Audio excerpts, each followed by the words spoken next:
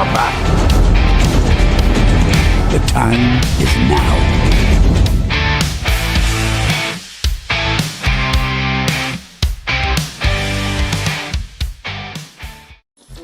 NUFC Early Night News.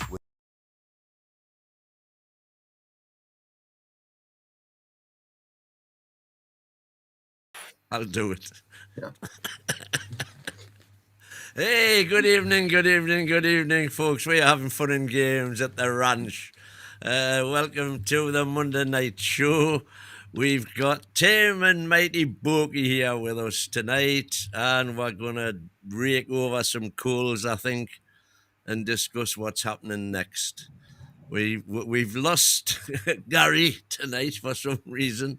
No doubt he will show his face eventually when he gets his sound sorted out. But meanwhile, back at the ranch, here we all are. How are you doing, fellas? Canny, Matt. Well, Good. Good. I was still suffering a bit of a hangover from the weekend. I'm still on it. Me too, bunny lad. Me too. It was bad. But before we get any further, let's do a bit of the housework. If you haven't already subscribed, please subscribe. Help us get the channel out and out and about to all the lovely people in viewer land, all the fellow mags who are probably suffering the same as we are right now. And hit the likes, hit subscribe, join the chat. We've got a few in. We've got Yano, Paul, Bokey, you're in there as well. Bokey's in the chat watching himself. Jody, Dan, Candy, Bryce, Paul Morris have said chocolate banner and kinks. Anyway, welcome one and all. Smash the likes, and if you want to chat, we'll get round to all the chats, see what you've all been saying. But if you want to make sure that it's read, because we get a lot of chats, please hit the super chat, and that will knock you straight to the front, and we'll get you on and discuss whatever it is you want to discuss. So, the dust has settled. Could you stomach watching the match again at all?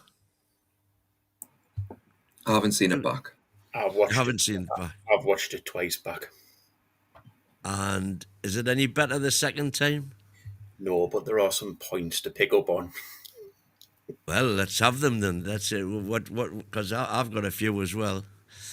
Well, the first one was the pen in the second goal, as we discussed the other night when all the arrows were shooting everywhere on screen and stuff like that, and we had Burn up front.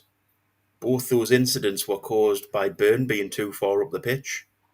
So when me, who doesn't do stats, never ever look at them, don't care about them, the bore is jealous to be fair at times. But when I see the fact that he's too far up the pitch, the opposition managers are obviously seeing that as well. And that manager's obviously picked up on that and used that to his advantage for... Nunes has obviously picked up on that and used that to his advantage for the match. And the other point is as well, Pope cannot dive to his right. That's a new one, you see, because the criticism was always that he couldn't dive to his left. No, I've always said he's right, and he's good on his left. As he stands, he's good on his left. It was his left shoulder that he dislocated or whatever it was he did with it. If you look at the goals we've conceded, they're all to his left, and people are saying he had a good game apart from the goals. Any keeper would have made most of the saves that he made. I've watched it. I've deliberately watched them back and back and back. Yeah. I know. A keeper would have made that. Ramsdale would have made them saves. He was at fault for two of the goals. Well, I couldn't agree more. I mean, the punch for me. I've watched that back, a million times like you. And why didn't he catch it? Do you not think he can catch that? Yeah, 100%. It's not even a difficult, it's not a super difficult catch. It's for a Premiership footballer. That to me is it's head height. It's straight at him. But when that to me should be a catch, not a punch. 100%. And I'm not. I wouldn't be so worried if he'd punched it away to the sidelines, but he Yeah, punched it straight to the middle of the pitch. straight That's the into the problem. danger I think area. Yeah. if you're going to puncture it, fine. That's his style now, isn't it? He does that more often than not these days. But if you do it, okay. But like you say, get it away from the danger zone, and he didn't. And I just think Pope ultimately, I think he lacks agility now these days. And I did back him after the cup game when people were saying Ramsey maybe play him, and I thought, well, it's a bit of a toss up. I thought maybe just stick with Pope for now, but I do think that now probably is the time for Ramsdale to come and show his worth. And I'm not, Ramsdale may or may not be the answer long term. We need to see him over a long period. But I think you've got to pick your poison. I think both have got potential, but we know Pope has got his faults. Ramsdale might have faults when he comes in, but we've got to pick our poison. And right now, I think Pope just looks far too unsure too often. The And, moment of truth. Are you back with us? Can you hear me now? We can hear you now. Lovely. No robotics, nothing, nothing. Nothing. Not yet, Everything fine. Alice, good. Wow, Alice, good. Yeah, that's what I like to hear. I've been. I had YouTube on, believe it or not, in the background because I literally completely reset my computer because there's something obviously not right, and it's all. I've been playing for a couple of hours on my computer, and I've had no issues whatsoever. And obviously, then we build up because obviously it's Tim's anniversary, as you can call it, for his moment of joy to get the show going. And everybody said, "Well, you sound a bit funny," and then there was nothing. Isn't it? Isn't it just typical? Just as you're going live. This is the joy of live broadcasting, folks. Yeah, indeed. And I don't know why, but I look so close compared to everybody else on the screen. That can't be a pretty look. Don't worry about that. Gentlemen, I've started. I know you've started the screen, but if I may, can I just jump on board and do the housework? Because this is an important part as well of the show. Welcome to everybody that's across all of the platforms that is watching this show. We love your support. Long may it continue. Thanks to everybody that works in the background doing an amazing job, especially my technical director, who's in my ear always trying to give me tips and advice on just to restart the computer. Don't forget to hit that like button, people in the viewer land, because it helps us get further as a channel. To other supporters, subscribe. It's totally free. Hit that bell for future content because 30 minutes before we go live, you'll get notified. Like I say, this show is always live. It's never edited. Don't forget, please, you can become a member for a small monthly fee. That helps us out massively to keep coming to you with different shows. If you've got a question for any of us in the panel, then try and put a Q in front of that question. That will give us an idea of what you want to listen to, us conversation-wise. Not guaranteed, by the way. So if you do want to guarantee it, then follow the $sign, throw us a super chat, and that will guarantee that message read out. And anybody that becomes a member during the show, or any of our gifted members that want to give them out there to Viewerland because you are amazing, then we will also highlight and thank you also. Right then, housework's get out the way. Let's get on to the nooks and crannies. Who's at fault? I ask you, sir. I hear you say. Let's start pointing some fingers. Last night I accused Eddie Howe of not having the kahunas to point the finger of blame. Is he too nice? Is he Mr. Nice Guy to all involved? Well, I had to go back because obviously emotions and everything else. And I always think sometimes, you listen to a lot of people's anger. You listen to a lot of noise. Or you read a lot of noise for anybody that's been in our chat recently. And the one thing that I will not ever get involved with, and that's why I walked away from the chat, because everything is opinionated. Everybody's view is valid. Everybody has a thought process to go and say, this is my point of view and this is what I believe. Nobody has the right to discredit that belief or opinion. Nobody also has the right to mock or throw slander or swear or shout somebody else out for having an opinion. And that is one of the reasons. A different opinion. And that is one of the reasons why I walked away from the chat. And I'll still have it, because obviously there's information there that I want to pick up on, because that to me sometimes gives me an opportunity to open the door a little bit to expand on opinions. So for me, it was a case of understanding everybody's emotive in the chat, and there was a couple of surprising chats, I must admit, that hurt.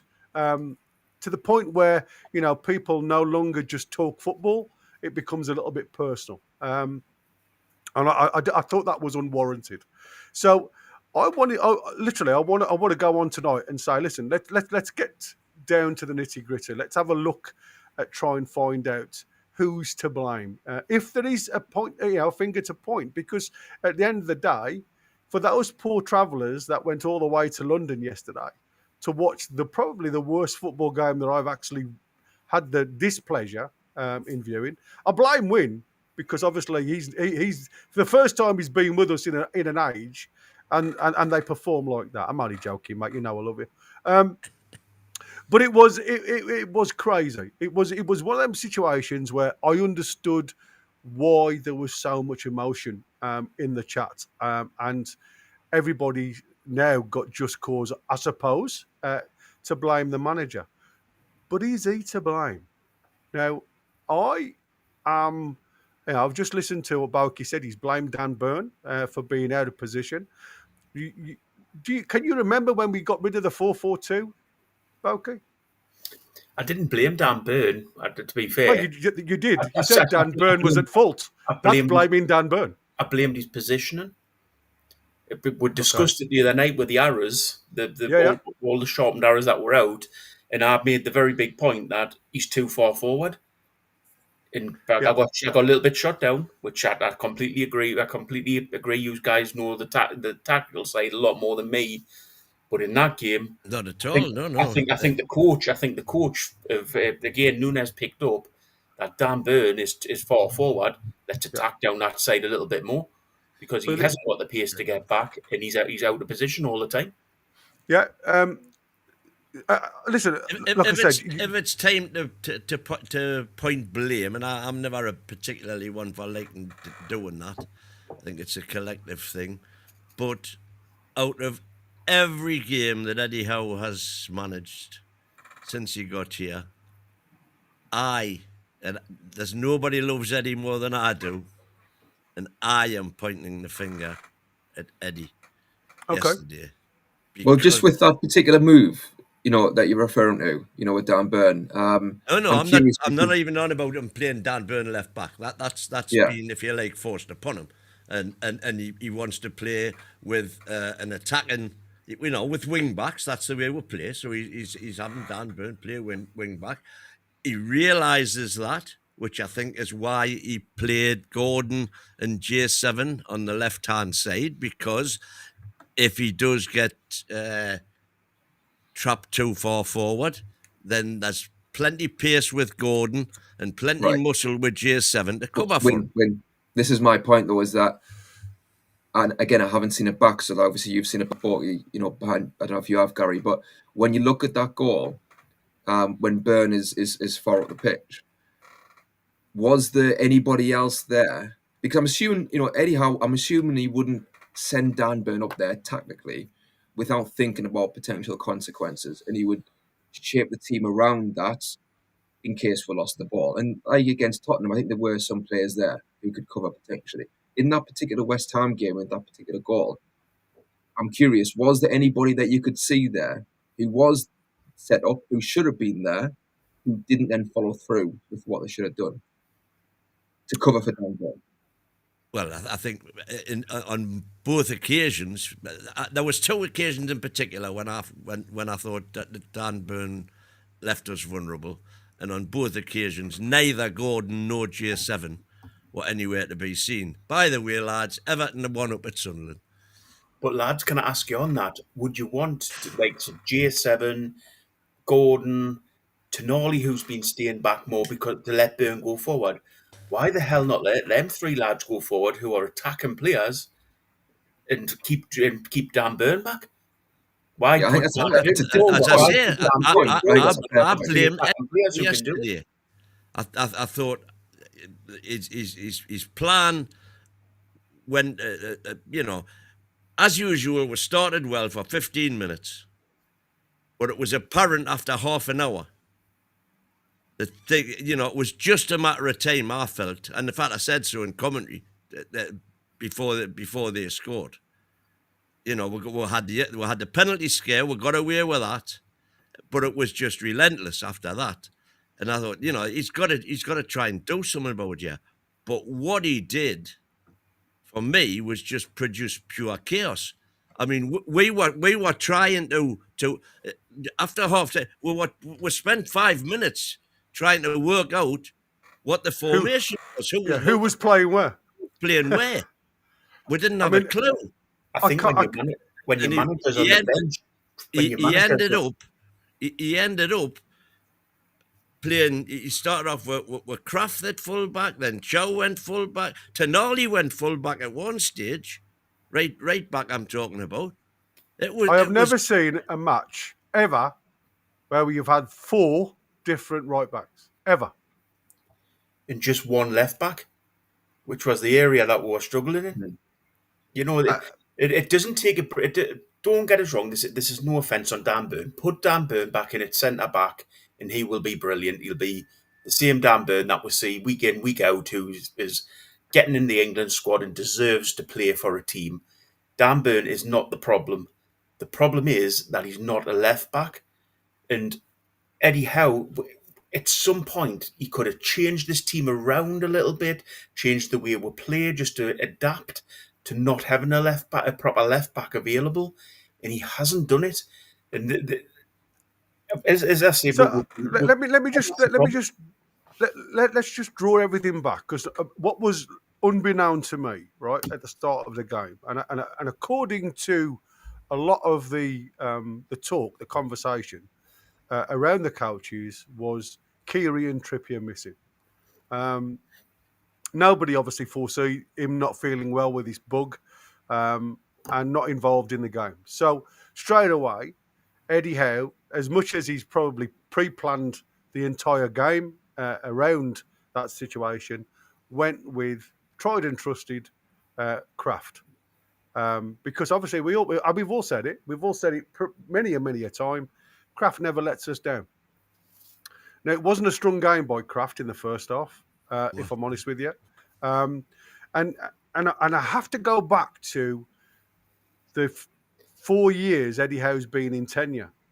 Because while we have had the players that we've had, our left side has always been the attacking side, with a little bit of flow and freedom down that right-hand side. But that's generally in build-up play. It's never been dominant on the right-hand side.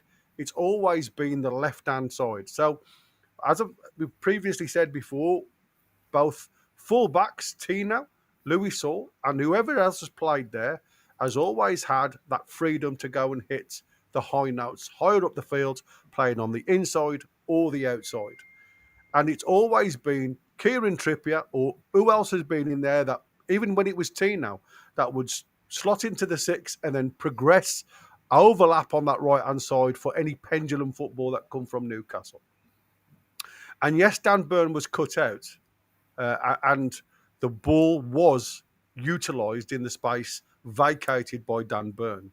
But he's only following instructions given to him by Eddie Howe, the tactical coaches that have set up this play, that have been happening at Newcastle. And we've said it so many times, it's only going to be a matter of time before an opposition coach actually sees our shortfall and works the ball into those channels. And I'm not saying that they did that with any guile, because they didn't. It was our lacklustre performance to actually pass the ball more than 3 times to a green shirt that was the failure. And it doesn't matter where you are on the field of play, when you're in transition mode and you're in that attacking mode, the tactical situation and awareness, your surroundings, he would have got absolutely slated by the captain and the coach if Dan Burn hadn't moved up with the play at that time. It's not his fault if we give the ball away and he's left, obviously, floundering in water at the top end of the field. I want to ask you a question, dead basic, and it's a dead simple answer if you know your football. Who crossed the ball for our own goal when Botman scored the own goal? Fullback, wasn't it? Wan-Bissaka, fullback. Where does he play? All right, back. Well, there you go. So what I'm saying is they got rid of the 4-4-2 because it was easy. It was an easy model of formation to actually overrun. And what you had is literally what you saw when I put the passing lanes on, parallel lines. Because unless you've got Man United's back in the day, Liverpool's, who have got the ability and the money to go and buy for high quality players to play in fullbacks that can get up and down the pitch and cover each other. When Dan Burn does it, have we got cover to cover the necessities? Well, Anthony Gordon. Where's Anthony Gordon's work rate? You know what I mean? Because at the end of the day, if Dan Burn goes on a run and Anthony Gordon just sits off a little bit, the break should have been covered by Anthony Gordon. I have never seen such a disgruntled set of players in all my times. And I think, yes, you can point the blame towards Eddie Howe when it comes to some of the tactics, especially with the substitutions. You can blame Eddie Howe for the lack of upsetting the balance, if you like. But sometimes you do and can only go with the players that are available to you. Now, everybody's talking about bringing Murphy on, Alex Murphy. Now, I'm sure I'm only one of very few people in this chat that watches a lot of the academy football. Because obviously throwing a name into a hat doesn't actually bring you anything apart from a name. The difference in ability-wise and what I've seen in under-21s to this is chalk and cheese. It's nowhere near. But for me, the 3 points of blame have to go through the spine of the team. And if you go from right back, and usually I always look at the spine of the team from my 2 centre-halves, my 2 midfielders, and a striker. Yesterday, it was right back through the middle and into the left-hand side. Because what you had there is complete disjointment. The work rate from one player in particular, Anthony Gordon, was non-existent. For whatever reason, Kraft didn't know what to do. He looked stuck. He at times in the halfway zones. He didn't get forward. He didn't get back. He was lost. And that's what I said. For whatever reason yesterday, when you have 4 or 5 players completely void of confidence and the ability to pick a simple pass out. Now, me and Wynn said, there was a pass of 5 yards and he plays it in front of him another 5 yards and gets easily picked off. These are just simple passes. And at this level, you can't blame Eddie Howe for that. Oh, but come because on. Eddie Howe doesn't kick the ball. You can't blame Eddie Howe. What does he kick a ball? Does Eddie Howe kick a ball? What you're talking about with Gordon coming back to defend, why send Burn forward for Gordon to come back and defend it right back? You haven't answered me. Before I answer your question, answer my question, please. Does Eddie Howe kick a ball? Well, nobody's the manager. That's a daft point. What I'm saying not. Is, you're saying to me every person that lost possession of that ball is Eddie Howe's fault? Every person. What I'm saying to you is Eddie Howe chose the tactics. He sent Burn forward. You're then saying send Gordon back to defend for Burn. That's absolutely ridiculous. Gordon's the attacking player. Burn's the defender. Keep Kraft and Burn back because they're not fast enough. Everybody could see it in that game. That coach seen it from the game before when you put them arrows up, which proved the point. And all they did was ping the ball over, as I said in the last show, to that left-hand side, and it put one in all sorts of trouble. But actually, they didn't ping the ball over. They didn't at all. Both of the incidents where I would say Burn was out of position and too far up the pitch, both of those incidents began with a sloppy pass from us that was intercepted. And in the case of Wan-Bissaka, he then ran. But that's all it takes. It wasn't a ball that was pinged over the top to him. That's all it takes because Burn's too far forward or Kraft's too far forward. All it takes is that one ball and we're knackered. Yeah, but Kraft's, according to the papers, Kraft's quicker than Trippier. But it doesn't matter how quick they are. It just matters how good they are as defenders. And still these couple of super chats, please. Dark Side of the Moon is saying Gordon is overrated, no goals in 21, no assists apart from the penalties. And I always forgive him that because time's up. Sorry, culties. I think that's Jefferson Jeff O. saying. Jeff was saying that Eddie's time is up. Well, we'll see you on what day you on, Jeff? Tomorrow night, I think. Or Thursday, one of the two. We'll Well, I think I we'll can have see. that, and then perhaps. I can see both sides in what you're saying, and that ultimately, in that pattern of play, Gordon, it seems, has not followed through with keeping his eye on Wan-Bissaka when we lose the ball, and he hasn't busted a gut to get back. But at the same time, so that's the actions based on the tactic. But I understand what you're saying, Borky, in that what about questioning the tactic in the first place, where you maybe don't have Burn that high up. It worked against Spurs very well. It didn't work here. So do you? I mean, I think you could blame. I think both are valid. You can blame certainly the team and the players and Anthony Gordon for not being on board for that pattern of play. But also, yes, you could say, well, is Eddie Howe utilising those players in the correct manner? I think certainly away from home as well, like that. And I know it was West Ham, etc. But it's kind of you've got to play the game in front of you, and sometimes the game is different when you are away from home. And certainly when we were chasing the game, I didn't see any point in keeping Dan Burn on at left back. I mean, fair enough. Okay, who do you bring on? That's another question. But J7 and Dan Burn down the left hand side was certainly not the answer when you're chasing the game, needing a goal. Okay. I mean, I just find it a little bit flabbergasted how players that can't kick a 10-yard ball over a field of play, for me, is absolutely incredible. To be getting paid this amount of money and not being able to do a simple job with little pressure, if I'm honest with you, I cannot justify it. And yes, I'm not saying Eddie Howe isn't void of blame, because again, it's a reaction, not a positive one. It's a reaction to something that hasn't happened, hasn't worked. How can? And I want to ask a question here, right?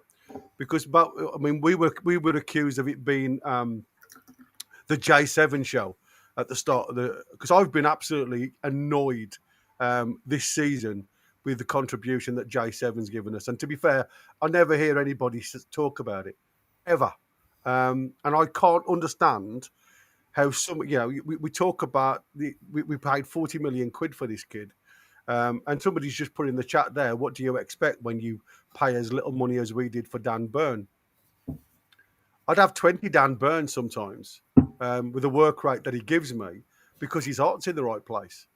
And like nurturing players that give you that output is often better than having a player who's not willing to work the system at all. And that's why I said, we could all point a finger of blame. And I put the question to the audience the other night, and I think this week would be an absolutely ideal week to actually go through those questions and see what type of response we get, because I think there has to be a time where a change is imminent, and I don't think that is Eddie Howe getting a sack, but I think it needs a shuffle. Maybe somebody else coming in to give him some background when it comes to decision makings, because what I saw on the second half with those substitutions was just pure confusion. Chaos. It was just confusion.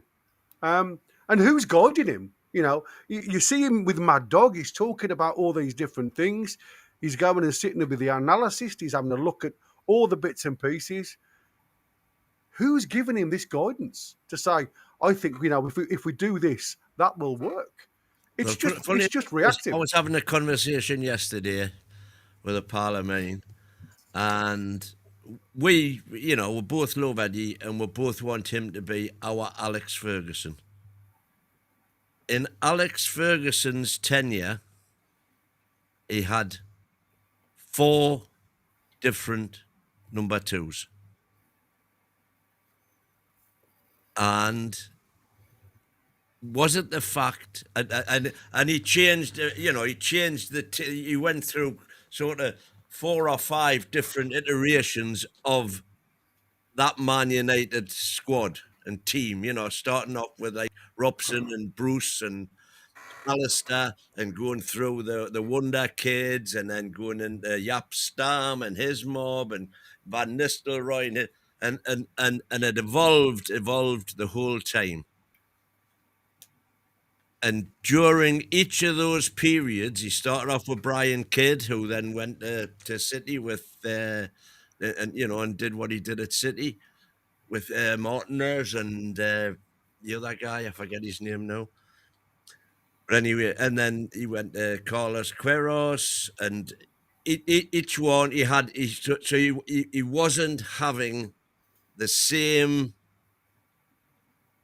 person all the time. Now then, here's the question, and it's a one that I'll find difficult to answer because it might well be if I know Eddie and his loyalty, especially the relationship he's got with Mad Dog, if the club were to turn around to him and say, look, we think you should have a new number 2, I can very well imagine Eddie saying, not a chance. If you don't want him, you don't want me. It doesn't necessarily have to be a new number 2. It can be a new coach. Need something.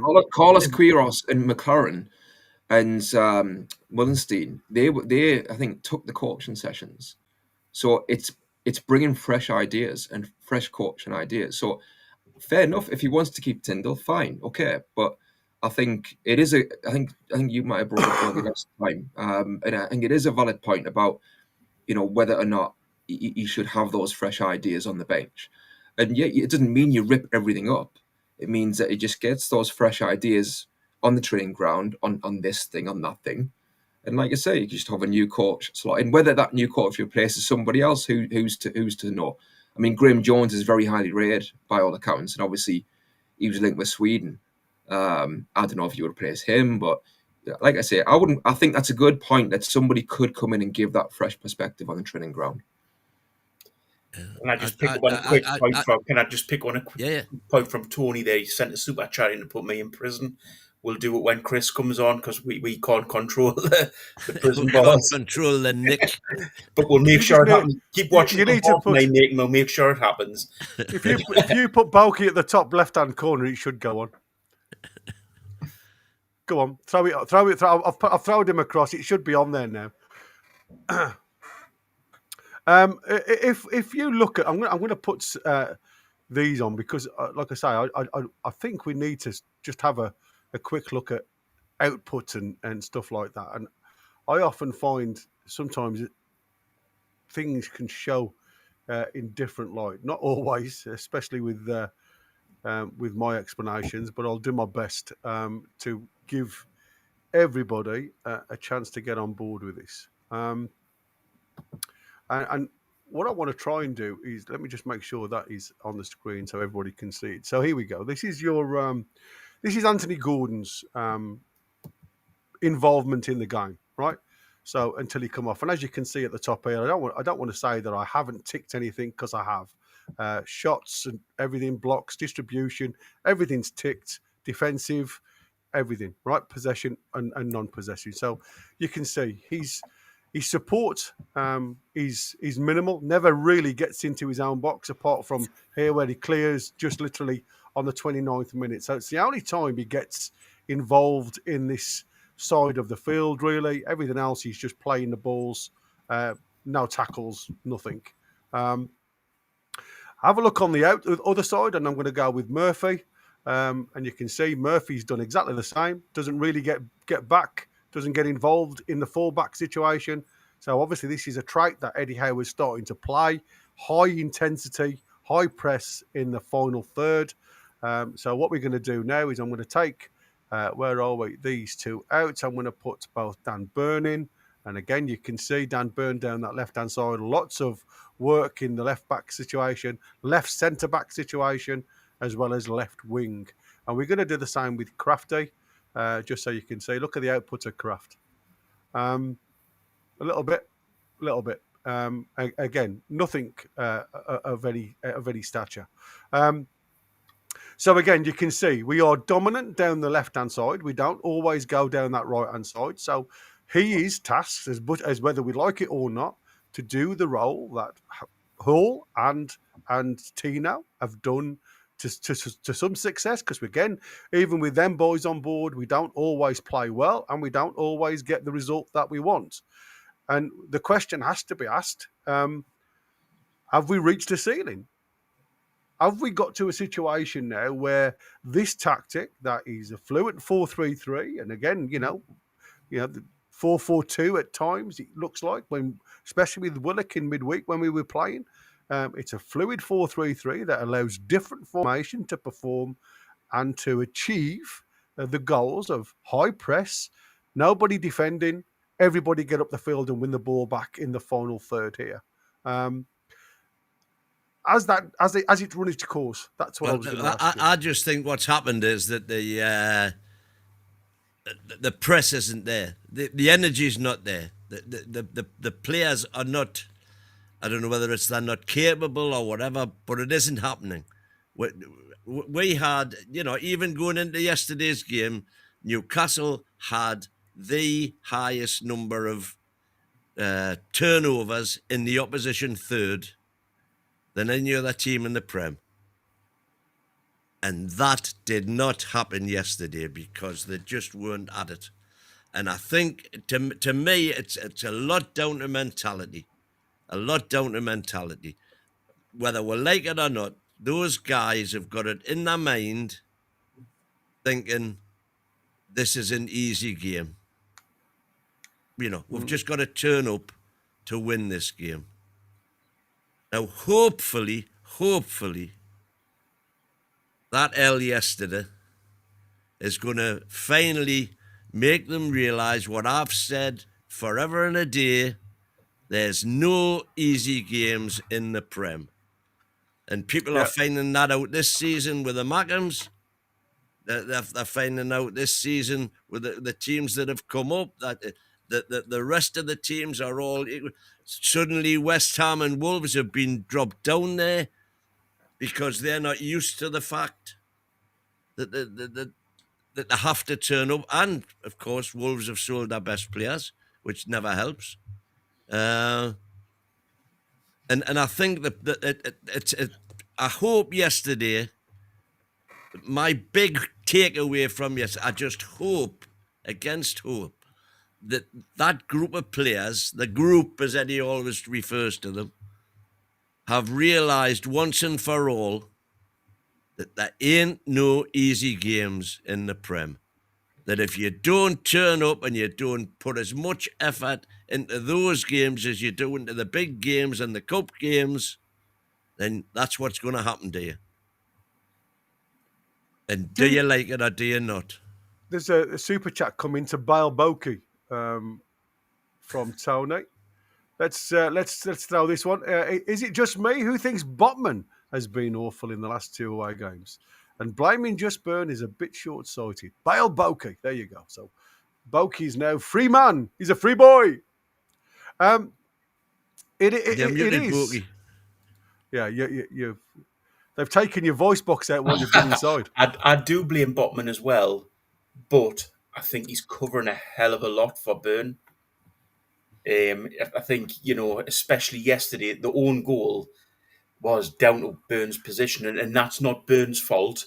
That's the way he's been asked to play, which Gary's quite right with in regards to his positioning.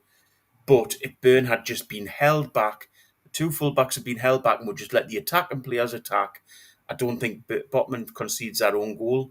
So we can blame Botman a little bit, as we can blame the whole team a little bit. Say, yeah, exactly. As I say, I think we're skating around the point, and I know we'll come to it, of who's really at fault.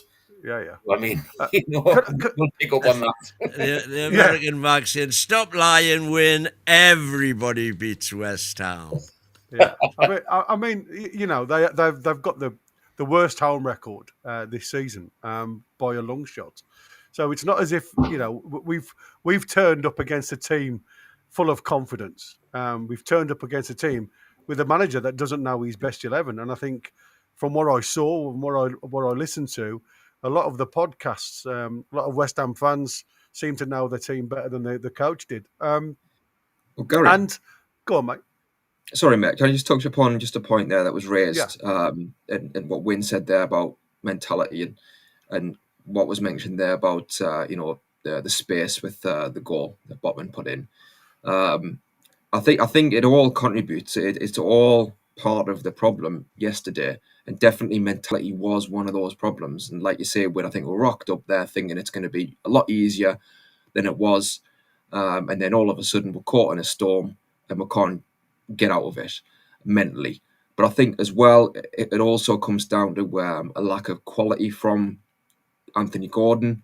When he's losing the ball as often as he is, then that's going to hurt you. And obviously you combine that with his attitude, and that for me, he doesn't work hard enough.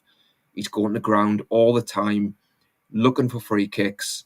And when you're relying on the referee to bail you out all of the time like that, to me, that speaks to your true quality, that you can't rely on your actual ability to create things. You're relying on free kicks.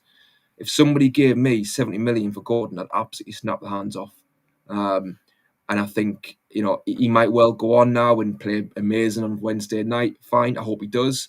But I hope he does, obviously for the team, but also because I think I'd want to sell him and I'd want to get as good a price as possible. And if somebody wants to come in and get him based on good performances coming up, then by all means.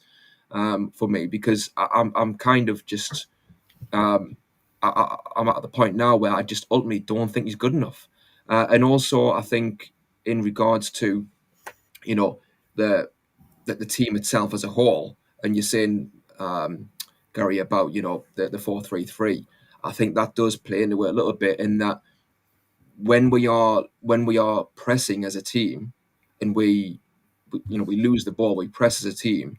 But we are then being played around that press because we're not able to, whether it's speed or whatever, we're not able to actually produce that press properly. I think it's also due to the fact that we're playing with the 3/8s. And for me, I would like to see more defined roles, or at least a defined 6. And I would have Tonali. Might say it restricts him a little bit, obviously, in the final third. I'm not saying don't cross the halfway line, but for me, Tonali should be more defined as a 6 for now, where he sits there, he's able to mop up because he can do it. And obviously when he does get the ball, he can play some quality passes so we can progress up the pitch from that point. When everyone's pressing and we lose the ball and then we're passed around as we are and we're wide open, to me, it's too much. And that does come in with these 3 number 8s, if you like. And obviously Joe Linton wasn't good enough. And actually going forward, I would actually freshen things up a lot. I would certainly only play Joe Linton in particular games where it is backs against the wall, against physical teams where you can be defending a lot. And I honestly wouldn't be averse to having Bruno on the bench for a little bit as well. We have Miley, we have Ramsey. They're there for a reason. They are talented players. And at Liverpool, I'm going to go back to Benitez again. I've mentioned him a few times, but at Liverpool, right? Steven Gerrard, of all players, when he played under Benitez, he said that he was desperate for a well done from Benitez because Benitez would very rarely give like a pat on the back, right? And that kept even somebody like Gerrard on his toes, and he was playing, he's playing out of his skin for himself, for the team, but also in the back of his mind, he would love his gaffer because he gets all the adulation elsewhere, but he'd love the one person on the touchline just to give him a pat on the back and say, you know what, that was brilliant. As opposed to Benitez saying, okay, we could do this better, we could do that better. Because that's the type of manager he was. I'm not saying Eddie Howe should suddenly change who he is. You can't do that. I'm just saying that Bruno gets adulation left, right and centre here. He's guaranteed to play every game, it seems.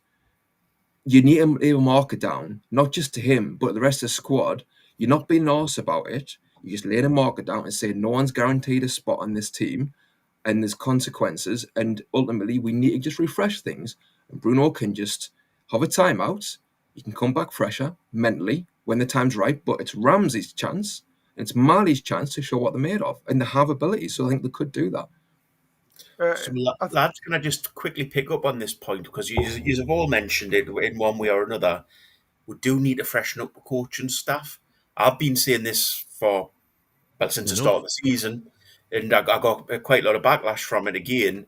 But I think now it's quite clear that there needs to be some fresh eyes in there, looking at players and saying, maybe we could do this with this player or this with that player.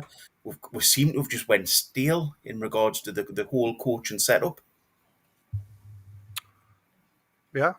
And it all comes out after a bad result. Yeah. A particularly bad result. But it's not just a bad result when it's a bad start of the season. And I think some fresh eyes in there picking out different ideas, different ways of play, different ways of doing substitutions, different ways of doing the formation changes during game would just give Eddie a different voice in his head. I agree with that. I am more and more turning towards that thing.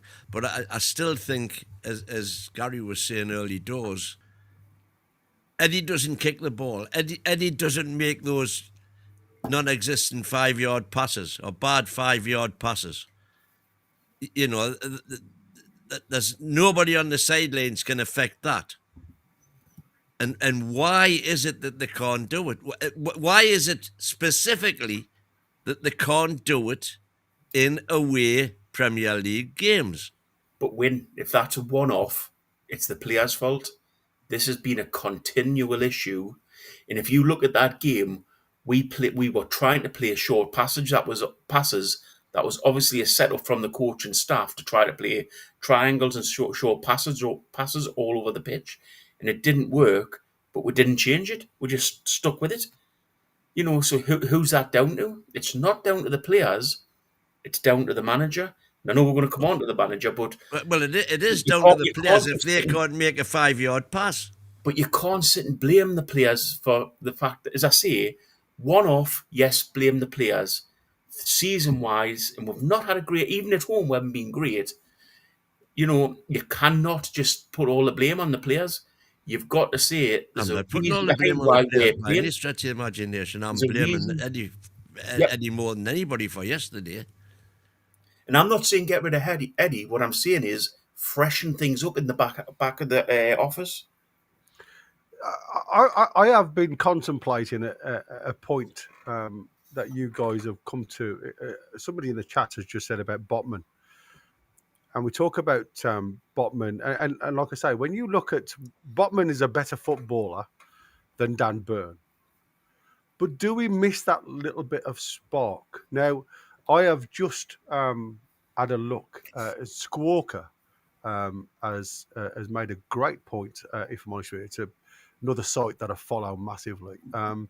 3 players in the Premiership that have contested 40-plus duels thus far and won 70% or more of them.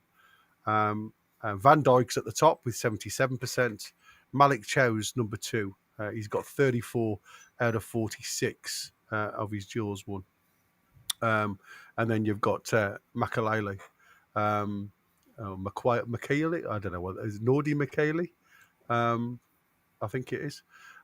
Is number 71%. So we know that Malik Chow is doing his job, right? Have we lost that little bit of grit from that middle 2 pairing? Because I have been looking at the different setups, whether you look at Dan Burn playing left back, which again, you know, we know that's not his position, doing a job, never going to be right. But I think we lose a little bit of that fire. We saw Malik Chow make the challenge early on, and straight away, you know, he's into the crowd and he's trying to get them going. He's got that fire in his belly. Never see that from Botman, ever. I see it from Dan Burn when he's defending in that central area. When he gets a good tackle in, you know, he gets on, and that's like scoring a goal for them. Is that one of the reasons at the minute when we're losing the ball? and the ball's coming for us. We haven't got that other body at the back that's just willing to put themselves in the firing line and get the challenge in, because from what I've seen so far, it's not been fantastic. There's been a lot of problems, I'm going to say. And we're talking about two international fullbacks that are out of line, and I think that is another area of concern for me, is where you're reliant, and I don't know how many times we've gone over keeping the same elderly statesman within the squad. Sometimes you do need to get youth in and have time for them to settle within the squad. What's your thoughts on that then? Just on the Botman situation before we point the finger at, I'm not saying it's Botman's fault, but do we lose that little bit of spark and aggression at the back with Botman being in place there, better ability? Well, I mean, I'm almost unique in not going along with this apparently widely held narrative that Botman is the Rolls Royce of centre backs and 10 times better footballer than Dan Burn is. I've never ever been in that school of thought, and that's not just because because it's Dan Burn he's being compared with. That's because I watch Botman. And Botman isn't all that, despite what everybody says. He's a very, very good centre half, but he ain't no Van Dijk, he ain't no John Terry. And everybody's saying, "Oh, we've got Botman and Chow, that centre back pair, and they'll take us in, through for the next 6-7 years, whatever." And with Livramento and Hall, but I think that'll be a brilliant back four, by the way. I do think it'll be a brilliant back four. But I happen to think that it would be an even better back four with a fully fit Dan Burn in the middle instead of Botman, because I think Burn is a better centre-back than what Botman is. And you can go all you like about his footballing skill, better footballer and all this. Is that what you want? Burn, I was going to say there, maybe you should change your name to Burn Win. But anyway, Win, I completely agree with you. We could sit here and have an argument about Burn's passion against Botman's class. And yes, but you're using the word class. No, I'm saying, but that would be my side of the argument. You're saying Botman's not all that, and you're saying Dan Burn's a better player. I'm saying I think Botman's class, and but that's a good discussion. I think Chow, for example, what little we've seen of him, and there's still a long way to go, I think Chow has shown a lot more class than Botman's ever shown. But as I say, the Botman argument we can sit and have, and I completely agree that Burn's never let us down at centre back. You've got your point of view on who you think's the best one there. I've got mine, and we can't come to an agreement, but we can sort of have a debate about it. In regards to left back and Burn, there's no debate there. He's just not a left back. Except who do you put there?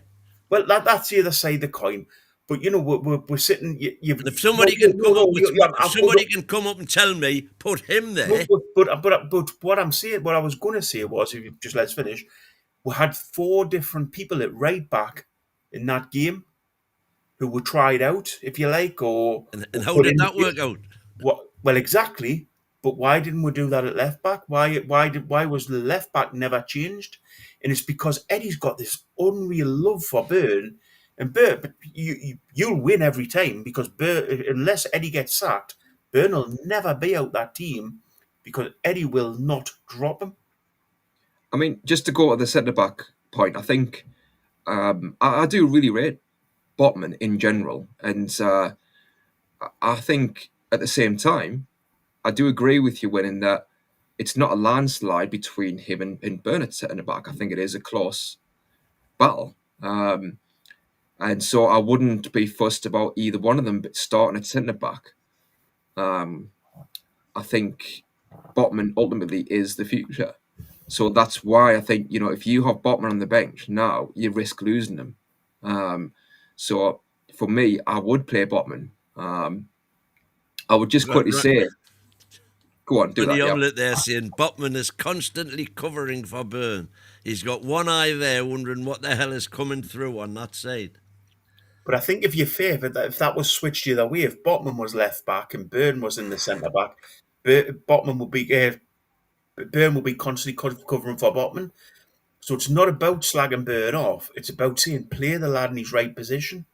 Well, I think that whoever's yesterday there. against West Ham, just quickly, sorry, I think there was an instance with Botman where the ball was going out and he tried to backheel it, didn't he? Yeah. To keep it in play.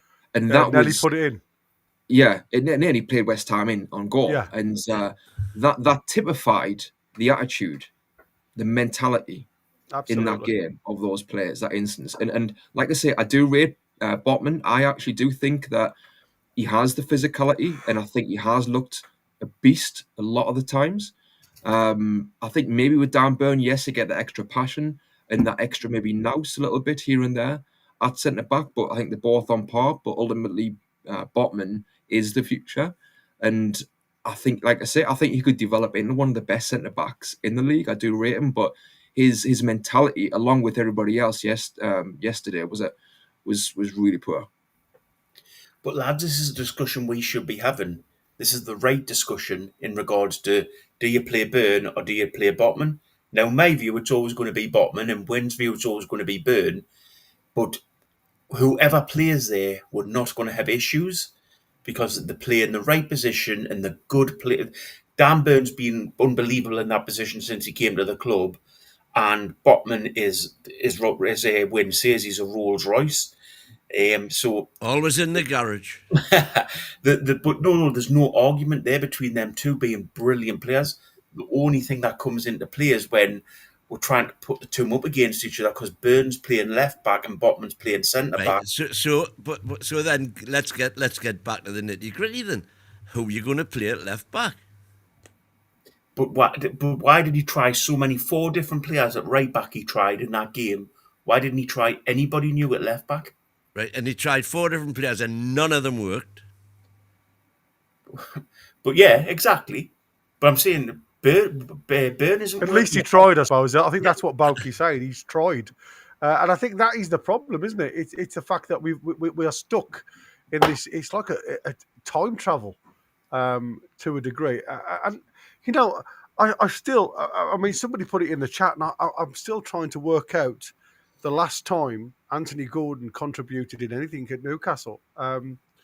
And 16 games seems to be the number that everybody seems to have come up with since he's contributed anything. And I've just had a quick look again to see if he's having shots at goal. He didn't have a single shot at goal yesterday. Not a single shot at goal. But Gary, when we were discussing earlier on about Byrne, about Gordon, and you were saying he has to cover at right back. Is that part of the reason why he's not producing up front? But he didn't. Left back, you mean? That's what I'm saying. Sorry. He didn't. My excuse for Gordon has always been, he might not be giving you the... I always judge a winger, as I've said a million times, on assists and goals. That's what you want from wingers. Absolutely. Assists and goals. But in the system we play, they've also got to be quick recovering so they can help the defence, because you never know which section of the team's going to be pressing to get the high turnovers that we thrive on. So they have to be willing to run. And my defence of Gordon has always been, we might not get the numbers at that end, but what you do get is the covering at the other end. Now, there's obviously a legitimate question to be asked. Well, what's the point? If as Borky said early doors, if you just keep your left back at left back, there's no need for them to have to do that, and thereby they can just concentrate on what they're supposed to be doing, which is assisting and scoring. Ronnie Omelette saying, take another fiver so I can say that I'm sick of the sight of Dan Byrne on the left. And it's that bloody thing that cost us 2 years ago. Yeah. Thank you, Ronnie. According to Noel, he's saying that Ariola made a great save from Gordon. That one that bounced in front of him, you're absolutely right. But it was that one, that isn't mentioned, and that's why I can't Bear with me a second. Is that the one? Oh, it is. You're right. Anthony Gordon. It's me. I went over it because we didn't have that many on. I was just looking at the shot map here, and I'd pointed to every single one, thinking that there was Anthony Gordon in any of these, and he wasn't. And the only one I didn't put on is the one that Anthony Gordon did have on shots. You're absolutely right, matey. Thanks, Niall, for that one. And I'm happy that you've corrected me because now I've seen the other one. Because I thought, hold on, how can somebody like Harvey Barnes get shots off at goal if Anthony Gordon can't get shots off goal? And the question for me now, right, is after a performance like that, and you look at, we talked about the 8 changes that happened in midweek against Tottenham. It's a strong side Tottenham put out, don't get me wrong. Probably not the side that Thomas Frank wanted to play. Would you wield the axe now and start dropping a few? Yeah, I said before. Yeah, I would. You've I got would to, drop, haven't you? would drop Gordon. I mean, Harvey Barnes made it easy, unfortunately, for Gordon to come back into the side because Harvey Barnes didn't pull up any trees at the start of the season. That was his chance to state his claim, and he didn't. But ultimately, I do think, if Harvey Barnes is given more games, I would still back him to play himself into form over Anthony Gordon, purely on the fact that he's got something to work with in regards to his technique and his skill. Again, I'm not saying he's a world beater. I'm not saying that skill and technique has been there a lot this season, but I think he's got it in his kit. Is everybody forgetting the Benfica game? Because Anthony Gordon was head and shoulders man of the match. Man of the match. He was win, but like again, and he just goes. To me, it's like a mentality thing, partly with Gordon. I just don't think you're ever going to get that consistency with him. He's on the floor too often. He flip flops all the time from game to game. But isn't Bruno, Tim? Yeah, and that's what I was saying. For me, I'd have a shake up. You've got Ramsey there. You've got Miley there. I would for Joe Linton. Wow. I mean, certainly Joe Linton, but even Bruno. I think I'd be very tempted to say to Bruno, "I'm taking you out for a little bit. You're going to be on the bench for a few games, and I'm going to allow Miley and Ramsey to stake their claim. And if they do take their chance and play well, then they stay in the side. But if they don't, what happens? When you bring Bruno back in, who's refreshed, who's then got a point to prove, and he's motivated, and he's not in the comfort zone like he has been for the last 3 years, where he knows he's going to be playing every game. I think this. Do you honestly believe that Bruno, week in, week out, plays as though he's in a comfort zone? You don't think that Bruno busts a gut every single game? I think it's a subconscious thing. I think no matter how much passion you have and how much you want it, if you know that, and you're going to be playing every week, I think subconsciously, we're all human. Do you know what I mean? And I don't doubt that, he does care. I know that he wants it. And the way he's came into the club, I said, yesterday, he is a legend. I'll always love him for what he's brought to us. And I always appreciate that. But he's human. And like I say, subconsciously, I think in little details, it does play a part when you know for a fact that you're going to be playing every game.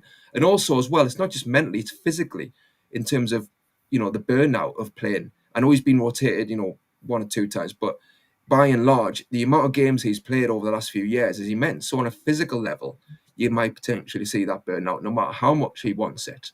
So I just think it's not the end of the world.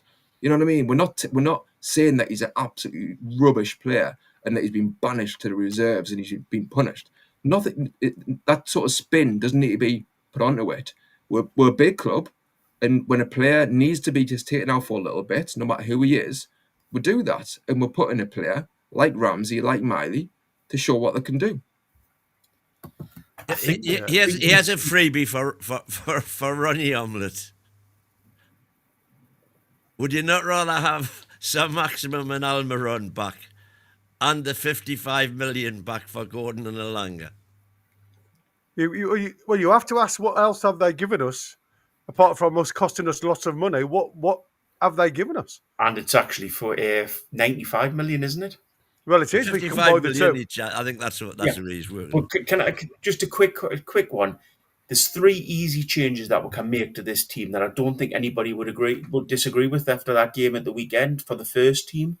So I think Ramsdale has to go in goal. I think you have to give Agreed. him a chance now. Do we all agree with that? Yeah. Yeah, I Right, think there we go. central midfield. I agree with what you're saying about Bruno, but I think Bruno still deserves a chance, and he's a captain. But I think J7 and Ramsey, you have to put Ramsey in for J7. Yeah. Yeah. And I think I'll left go back, along you with just need to put anybody else there that you've got, basically. Do you all agree then that we've still got the best midfield in the Premier League? I certainly think we've got what we might not be the best, but we're in the top one. If you've got Bruno, Tonali, and J7 on the field What- together in the right mood, Yeah, when they're on form, it obviously you've got, Arsenal and other teams, but like when they're on form, obviously they're right up there. But right And now, certainly the West Ham game, they were not on form by any stretch. can we really say that when we're seeing them play as a unit this season? When we seen them completely boss a game, It's individuals, though, isn't it? You're talking. You're right, Gary. It's completely individual It's errors. all individual. It's all individuals. But they're a unit. And Yeah, but when we seen them play really well as a unit this season, the reasons why I brought it up is, again, 2 changes to the team yesterday, and obviously going to the 4-2-3-1 for West Ham, bringing Young, Potts and Fernandes into the middle. I thought them 2 were absolutely outstanding, and Paqueta running the number 10 line, giving them angles all the time out. And again, I'm not being ignorant to your discussion, and I don't mean to sound as though I'm not listening to what you guys are saying, but I'm also trying to track back because I haven't rewatched the game. I can't. It was that bad. But I want to go back and have a look at certain things. Hey, Royston, the king of Qatar, is in the building. Bring him on. Because I'm sure there's going to be... there you go. Just as you come on, I am just going to highlight certain things. Because the one thing that I noticed yesterday, and like I say, I want to get into Roy's views. How can, right, we have 63% ball possession to 37 and still only have an XG of 0.52? That is absolutely... shocking in my eyes. Gary, can I ask you a favour? Can you explain to us XG? Because I really don't understand what it actually is. So it's expected goals. expected goals. It's creating in front of goals. You go through a million matches that have already been played, and you see where the goals have come from, the position, where on the pitch, whether the player striking it was with his strong foot, his weak foot, or his head. Whether how many bodies there are between where the shot was taken and the goal, the angle that the shot was taken. It takes the supercomputer takes every one of those into consideration, and it says that anybody taking this shot in that situation from that position has a percentage chance of scoring. So, for example, a penalty is 0.73 xg. Because 73% of penalties are scored, 27% are missed. So that's the easiest one to explain. A penalty is 0.73. If you have a look on here, Boca, you can see I'm going through the shots and stuff like that, and it'll tell you what the difficulty is in the points. Can you see, like here? Yeah, I can see what you do. Yeah. As I say, it wasn't me being funny. It was just sort of... No. But what I'm saying is I can't understand how you can have 63% of the ball and still only have 0.52. It doesn't quantify belief for me. I mean, you look at down here, we're talking about how poor our passing was. 86%. But again, a lot of it was left to right. It wasn't direct. It wasn't cutting lines. It's two big chances to them. 2 big chances to them to our 0. And that's that. It's just incredible when you actually look at it. For what it is. And there's a lot of questions have to be asked towards those players with all that possession, why didn't we create big chances? Why didn't we get shots at the goal? I mean, I can't recall one shot in the second half that caused them any problems whatsoever. Roy, tell me your thoughts, sir. Oh, that was atrocious, wasn't it? My radio protocol now, Roy, by the way. When you when you think you've seen the worst, can't get worse than this. Surely, can't get any worse than that. I can't remember the game as bad as that, Roy. And then I actually did go and I looked at the ball position. I thought, 60, and we have turned into sideway ball merchants in this team. We have. Bruno's good. Tonali's good. Sideways, they can't create anything. And I think the 4-3-3, unfortunately, is not working anymore now. So I think Voltemati should have stayed on, and maybe Usula should have come on. Well, I haven't even discussed that point. I mean, that to me was this is why I blame Eddie for the defeat. That was the one decision which was absolutely ludicrous. Even Gordon, I mean, you're getting beat, and those two scored 12 or 13 of our goals this season in all competitions. So you take them off. And Murphy as well. Murphy is, albeit he wasn't having a good game. Yeah. But you know for a fact in any 90 minutes, Murphy is going to give you at least a couple of assists, and he's going to have a few shots on target. He did have few, but that you don't get from Elanga. Yeah. At the minute, the way he's playing for us, the way he's played for us since he came, really. I think now with us playing without the fullbacks, we can't go with that 4-3-3 anymore. We shouldn't go with that 4-3-3. Yeah. So Dan Burn is undroppable. Botman, I can't blame him for anything really yesterday. Is that your opinion, or are you just saying that because it's Eddie? No. I wouldn't. I would go 3 centre backs now. Right. And then shuffle with the rest of them, and go 2 full wing backs. Murphy can play full wing back on one side. Someone else can play on the other side.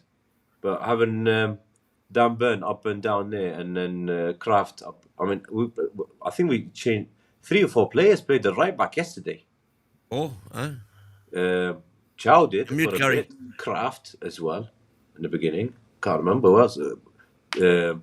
Murphy went for a bit, and even someone said Tonali finished up there. So just look, you've got a dilemma with that right back bit with Trippier not there and Tino. So go 3 at the back and then shuffle the rest of the team. You play better with 5 in the middle anyway. And I mean, what's Voltemati gonna think now? I'm being subbed here, and it's not my fault. That's the thing. It wasn't his fault at all.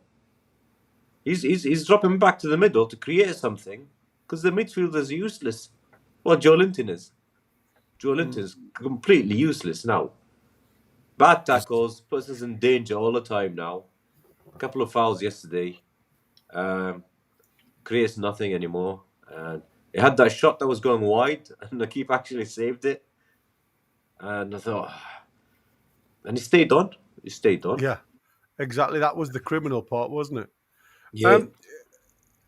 There was again, I criticised Eddie Howe for not giving the lads any rollicking, if you like, yesterday.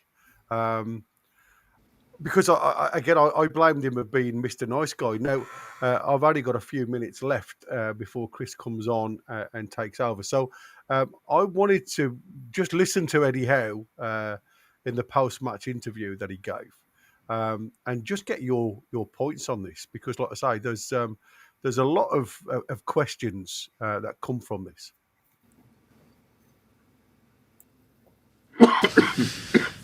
Yeah, I'd agree with you. I think the dynamism, easy for me to say, wasn't there today. Just the physicality, the energy was missing in our performance, and the difficult thing to sort of take from that, as we obviously rotated the team a lot in midweek, 4 for freshness in the players. So that didn't seem to be there. So yeah, hugely frustrating for us. That was a poor performance. We tried to be very open and honest with how we play, and yeah, we weren't ourselves today. Thank you. Go to Dominic and then it's George, please. Dom. Is it a mentality issue? I don't. No, I don't think so. I mean, obviously the numbers aren't good, in terms of our away form recently. So it'd be foolish for me to sort of dismiss that. Throw it as hard as you want. Go on. Watching it zip away feels like it might just keep going, right? Oh, you here it comes. Don't you hate Right. them? I think we've got very, very good group of professionals who care deeply and want to do well. But certainly we haven't replicated our home form away. We haven't got the points that we've got at home. But I think some of the performances have been very good. We just didn't turn those really good performances into wins. Today was a sort of a dip in terms of performance, and as I say, that's the worst we've played during that run of games that we haven't won. And certainly a period of reflection, I think, for us is important. 3 changes to break. So often you see you do that. I'm just going to stop it there because the one thing that come to mind during that one was the fact that he turned around and said about our own form, away form hasn't been good. And it's not mental, according to Eddie. So what is it? Because that was the question. The question, is this a mentality thing, the away games? Yeah. So what is it? What, Are we this leaving game? stuff in the locker? No. We can go game by game if you want. The first one, Villa. 10 men, last 25 minutes. No subs. Brings a soul on like 1 minute before end of the match when you're playing against 10 men and you're all over them. And you've got a problem finishing the game off. And that was before Voltemade joined. And he still wouldn't bring a striker on. So that was one gone. Next one, Leeds. They were thumped by 5-0 by Arsenal the game before. He goes against them, putting 5 at the back. So that's another one. What's the third one? Bournemouth, not bad. So that's a positive point. And then the other 2 we deserve to get beat, really. Yeah, Brighton and Which West was, Ham were 2 of the worst performances I've seen. Yesterday we deserved to get beat. We were unlucky against Brighton. But you thought But we it were was the unlucky same old against thing. We Brighton. can't create anything. I just thought we were poor against Brighton. Win, your mic's off. No, we could might- hear him. Yeah, you We win. could hear him. Oh, I can't. Lucky me then. Lucky you, Roy. Lucky you. Hey, look at you. No. I thought we were I poor can hear the against rest of you, Brighton. but not him. Hey, that's strange. I think that the problem for me, when I look at this, I mean, I said he's Eddie Howe too nice. Now, he's turned round and said there he can't understand. He doesn't think it's mental, but he can't justify the drop off in form away from home. I mean, the amount of points we've picked up on the road this season is criminal. I mean, it's relegation form, never mind anything else. And I know we're only 10 games in, but we're coming up to the 3rd through the season. And for me, you've got to ask yourself, are we, or has Eddie Howe made a subconscious, maybe transformative side of things to the players about how important it is winning a cup again this year? Is the fact that being involved now across 4 cups, if you like, in four competitions, I should say, not 4 cups, 4 competitions. He knows the lads can perform in the Premier League and stay away from danger. But is all the emphasis now and the focus on winning silverware and going as far as we can in the Champions League? If that is the case, Gary, then I know we're coming on Eddie Howe, so I won't say too much, but if that is the case, that's absolutely disgusting. Your bread and butter is the league. We need to push forward in the league. That's where people really, end of the day, where people judge a team is by league position. And yes, we'd all love to win a cup again. We'd all love to progress in the Premier League. Sorry, in any cup competition in the Champions League. But we need to be pushing up the Premier League. We're local rivals who got, I don't know what the score is at the minute, but can go second. 1-1. 1-1 now. Who could potentially go second tonight. We look like mugs. We've Yeah. spent a lot more money than them. And I know Wynn keeps pushing back, oh, we spent the money, but we got this money back. But then you also look at the fact that we sold, if you're going down that line, we sold the Longstaff for 15 million. We bought a 41 million pound midfielder. We sold Upgrade. exactly. We sold Almiron. We bought a 55 million pound Elanga upgrade. So in which case we've upgraded two positions, and now you can spin the facts any way you want money wise, but end of the Listen. day we've spent 240 million pound. We need to be pushing up the Premier League. The rat cost us And that big style. 240 was on top of our team that finished in the Champions League position. Exactly, Roy. The Macklin Yeah, spent but that team, what, 200, Roy, was that it? team that Or finished in the 180 or Champions something? League On position a included championship team. Isaac. Those players don't even play anymore. But I mean, I don't think that. I'd like to think anyway that Eddie Howe isn't, prioritising the cups and is kind of in the back of his mind writing off, the league. I think with the away games, I think it's kind of a couple of factors. I think it's the mentality, and that comes with kind of game management from the players as well. In regards to when you're playing away from home, you've got to have that bit of nous. And at the end of the day, as much as we want to be a top team and play the same way home and away, teams come on to you more when you play them away. So you've got to have that nous to fill in the gaps and to play ugly when you need to play ugly, and don't give the opposition any encouragement. And I think we lack that nous sometimes away from home, and we're too naive. And that also goes to the tactical side of things, where we want to press and we want to play with 3 number 8s. And when that press doesn't work away from home, because we're playing teams who are going to come on to us more, they're at home, the onus is on them. When our press is broken, then we're exposed, and we're exposed too often. And again, I would go back tactically. For me, I think it would be good if we actually had more defined number 6 to tell Toon Army, for example, yes, we want the 3 midfielders to go up and down, but actually, you know what? For Toon Army, for you today, we just want you to be sitting a bit more. So there is more of an insurance policy where if the type of press we want to do is beaten, we have more cover there. That's what I'd be looking at going forward away from home. Well, here's your bombshell for Gary to leave us with, and Gary, you can answer first. If you could win the FA Cup this season, and obviously that would put you in the Europa anyway, win the FA Cup and finish 10th, would you take that? No. No? No. Can No. I just go on Yeah. that little bit though? Because Yeah. at the end of the day, we are. If you'd have asked me the same question last season with the squad that we had then and the limited resources that we had, I'd have probably said, you know what, it's another bit of silverware. Let's go for it. If I had 2 trophies on my cabinet under Eddie's tenure, at that point, I'd have said absolutely.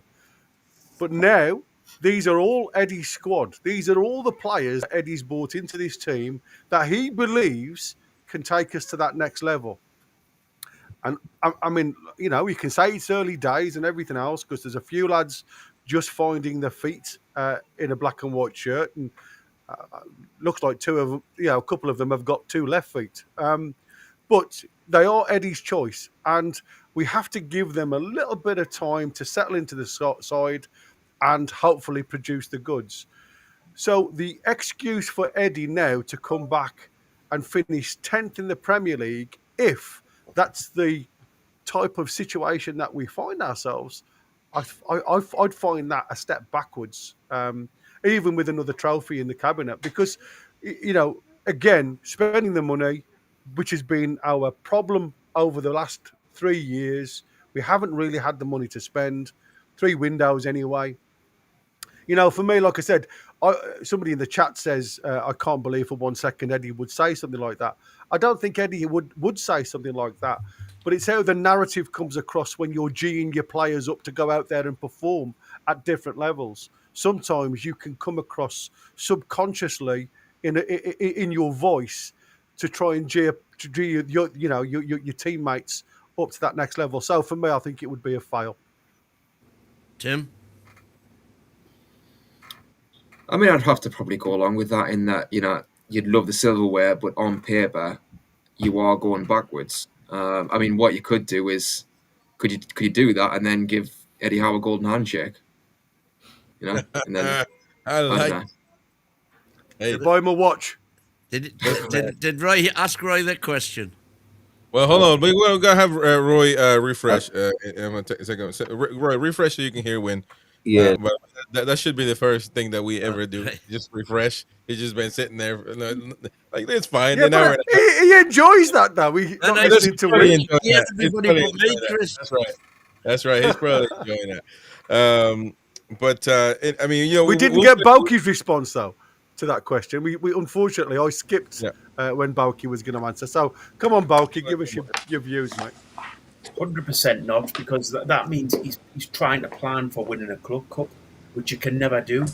The bread and butter is your league season, and our bread and butter now should be getting in the Champions League season in, season out. And at the minute, we're miles away from doing that. That doesn't change quickly, then something major needs to change at the club. Mm. Interesting. Well, for me, give me an FA Cup and a 10th place finish. I will bite your hand off. Thank you very much. Well, see again, man. It's unbelievable. Because I actually agree with you. Who asked this question? Football is about trophies. It's about winning trophies, not about finishing 4th or 5th.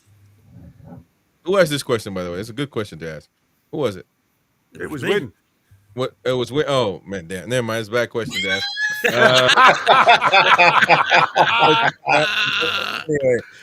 Anyway, listen. We're gonna talk about the late night show starts. We're gonna talk about, is Eddie Howe burnout? Has he run out of ideas? Has he reached his peak, ladies and gentlemen? And we also got Tim. Tim, I got a video of you to show, man. Because man, when you came in yesterday, guns blazing, I thought this is unbelievable. It's a great take, great rant. We're gonna go over it today. We got an hour and a half ahead of us. We got Roy. Roy, do you hear Win? Can you hear me now? No, we can't hear you. So no, we can't hear you. You're on mute. Now you're on mute. Oh yeah, I muted you because you were coughing and hacking over there. So you hear Win now? I can. Yeah. There we go. We got Boki. There we go. All right, Gary. Thank you very much, mate. Appreciate you for take care, everybody. Have a good time. Early night news with Gary and Win earlier, and of course Boki is joining us. The late night show, ladies and gents, starts. Set up for maximum confrontation and super opinionated debates. The NUFC Late Night Show with Chris the American Man, Derek Demadiwan, Andrew Boki, and the rest of the panel. Monday through Thursday from 9:30 p.m. UK and UFC Talk Radio. The voice of the Toon Army. The voice of the Toon Army, ladies and gentlemen. Don't forget to subscribe to the channel. Hit the like button. Of course, Tim, you better stay on, man. I know you ain't got nothing else to do. You better stay on because we got to talk about Tim is a new man, or not even a new man. He's just the same guy. He's just had enough. He's had enough, and now I'm appreciating his takes. I'm appreciating the passion that he brings to the table. Win has always been a happy clapper, talking nonsense, man. All hour and a half. Well, he went to the hospital over the weekend. They didn't fix him. So unbelievable, man.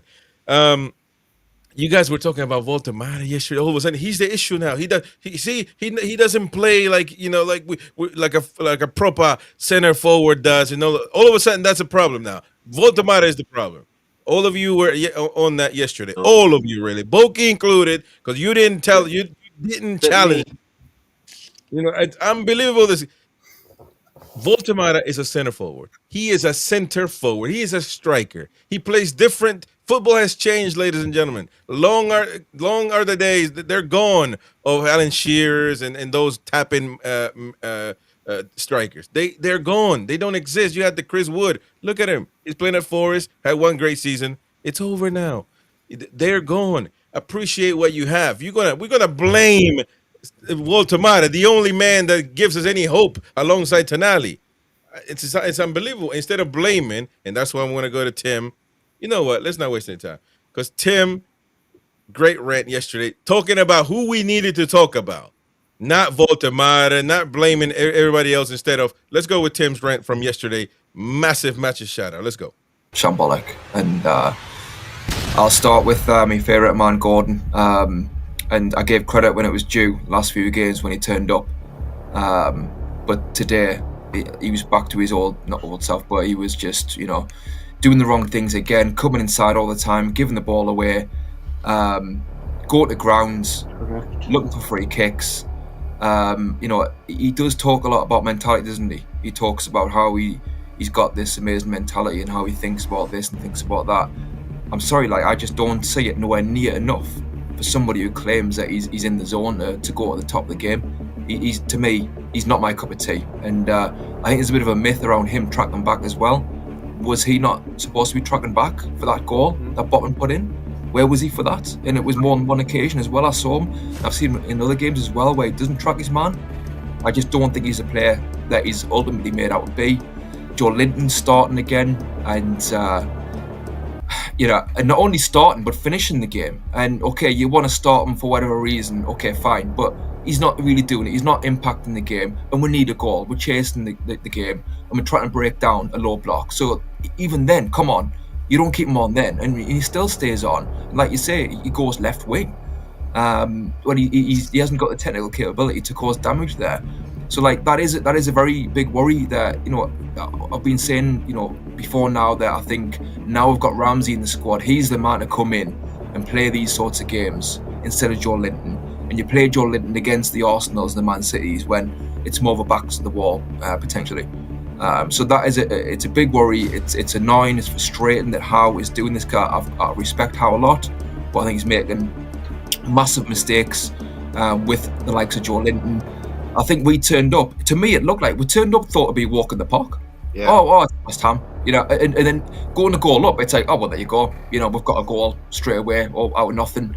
And that is such a lack of sort of professionalism and having the bit between your teeth of we're mid-table and we shouldn't be here. We need to get the hell up there. Spurs are up there and they look pants, so we need to drag them down and overtake them and go 1-0 up, and we're just jogging around. And like Paul said, we're not compact, we're not fighting. Well, partly because you got the likes of Gordon coming inside, giving stupid balls away. Quickly as well, sorry, you got Bruno as well. And again, I respect Bruno a lot. He's done so much for us. I'll never forget that. But he is inconsistent at times. Inconsistent, and for that goal, the I don't know, second goal or first goal, what's he doing? Can you not block that? Can you not come out more? Where's your metal? Where's your steel? It's all good and well having these antics and stuff, but again, I love him, but that's poor. That's really poor from him. And giving the ball away in stupid areas, again, you've got to learn your lessons. Countless times he tries stupid things in his own half and puts us under pressure. So you nip that in the bud and go, you know what? That's a weakness in my game. I'm going to scratch it out. I'm not. I love it, man. I love it.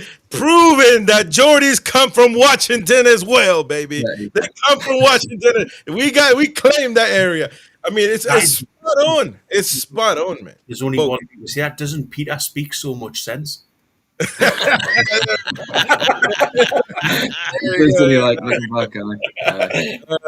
you were seething yesterday, man. Oh wait, that was right in the aftermath. That was in the aftermath of watching those 90 minutes of pure frustration, and I needed to get off my chest because that was just horrible watch. I mean, obviously, like I say, I'm saying all that, and like I said in that video, I have a lot of respect for these players and for these managers, but I'll say if they're playing poorly, I'll say it, and at the same time, I'll say when they're playing well. And I think Eddie Howe, for example, has got a lot of credit in the bank, and I'll always, for now, I'll certainly mention that. But like I say, he is making mistakes, and the players are making a lot of big mistakes. Ronnie Omlet saying you sound like he sounded when he was watching the match. Well, exactly. I'm just repeating what I was saying for 90 bloody minutes, No, but you know what's crazy though, man, because you were spot on everything you said, and that, you know, unlike Wayne, just keeps happy clapping, and you know, at some point, I mean, how long can you go? You know, he keeps on talking about our system needs somebody to run around like the road runner. You know, we don't need that, man. We need somebody that can assist, dribble, beat your man, cross, score. Which, by the way, he did have a great opportunity. He could have scored, but he missed it. We're going to look at it in just a minute when we do the, you know, the analysis, the video analysis. But at some point, come on, man. You know, we're talking about Voltemata. The manager blames Voltemata, and you guys accept him and including Boki. Talk about Voltemata and how he's not the striker that we need, and we need Wissa all of a sudden. He's going to change things. It was a joke here, man. This is a joke. I couldn't understand it. I could not understand it. So I mean, there then. Well, listen. So Voltemata is the problem then. You know, he's not a proper son of. By the way, I didn't mean. I know I was probably going fast. I didn't mean to say Shearer was part of the Tappe Merchant club. But he was a old school center forward that would just blast goals from everywhere. Can you hear me? You know, so I wasn't. I wasn't combined. I wasn't mixing the two together. However, not every striker is like that. We had the same discussions about Isak last season. Glenn said he's not a proper center forward. He's not a proper center forward, and he scored all those goals. So you know, it's they're just different nowadays. They're just different, and I think Voltemata is massive to how. For example, we've been able to score goals this season and win some games, like beating the Wolves barely. He's one of them. The main reason, and that's a relegation type team. So that's all I'm saying. You know, we're focusing on the wrong player in my opinion. But Boki, do you want to redeem yourself? Do you want to? Yeah. Do you want to go on? I tried to stand up for him yesterday. It was just there was too many happy clappers on the chat. But in regards to Voltemata, Eddie knew exactly what he was buying at the time. He knew what type of player he was getting in. He knew what his strengths and his weaknesses are, and he hasn't tried to develop him to play towards our style of football. As I said yesterday in the discussions, push him a little bit further forward. Just say to him, look, stay between the two posts. You know, you've got great touches. We've got great wingers. Play them two in. Keep the two wing backs back, as I've said. So keep Burn and Kraft back at it that way. And that way you can see it to Gordon and either Alanga or Murphy. Used to getting behind Voltemata. And Voltemata, you play the balls off to them, either with your head or your feet, because he's capable of doing both. But yesterday there was absolutely no sign of that, because there was the passing was absolutely disgusting. He passed the ball. He was telling players to pass the ball 5-10 yards between each other and try to get it forward. With Voltemata, if you played him that way and put him a little bit further forward, that lad can do you a massive job. But we're going to get on Eddie, and I'm looking forward to that bit. But at the minute, Voltemata, it's not down to that lad. He is doing brilliant for it. He's scored a lot of goals since coming in, and he deserves a chance, and he deserves to be played as a proper striker. Well, I mean, we're going to get into the video and the video thing. So, I don't know, Tim, you want to stay? You're more than welcome, buddy. We're going to look at game play by play, exactly what happened on each particular occasion, situation. But he can't be the problem, surely. Tonali or Voltemata. No. What I would say with Voltemata is, I think Andy Bell might have mentioned it. Somebody did in the post match, and apparently Eddie Howe was pictured kind of shouting to Voltemata at the press, and I think kind of throwing his arms up a little bit when obviously it wasn't happening.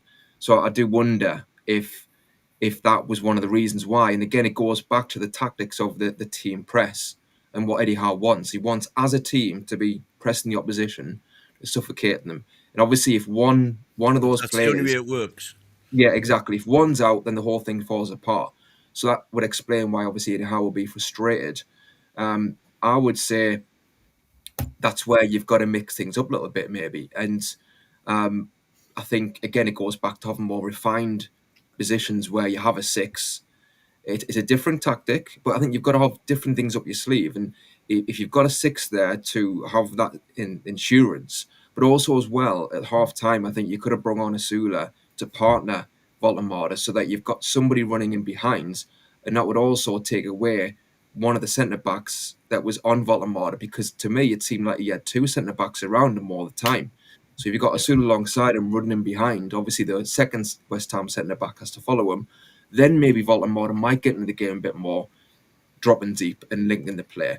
That's, I think, something we should have tried to do. Obviously, Eddie Howe's got his plan that he wants to implement, and it wasn't working, so he thinks he can do the same plan with Asula, but obviously it didn't work. Yeah. Shout out to you. That to me, it would have been dead simple yesterday. Just Gordon was having a stinker. Just stick Asula on up front for Gordon. Drop a winger and shove Asula in front of Voltemata.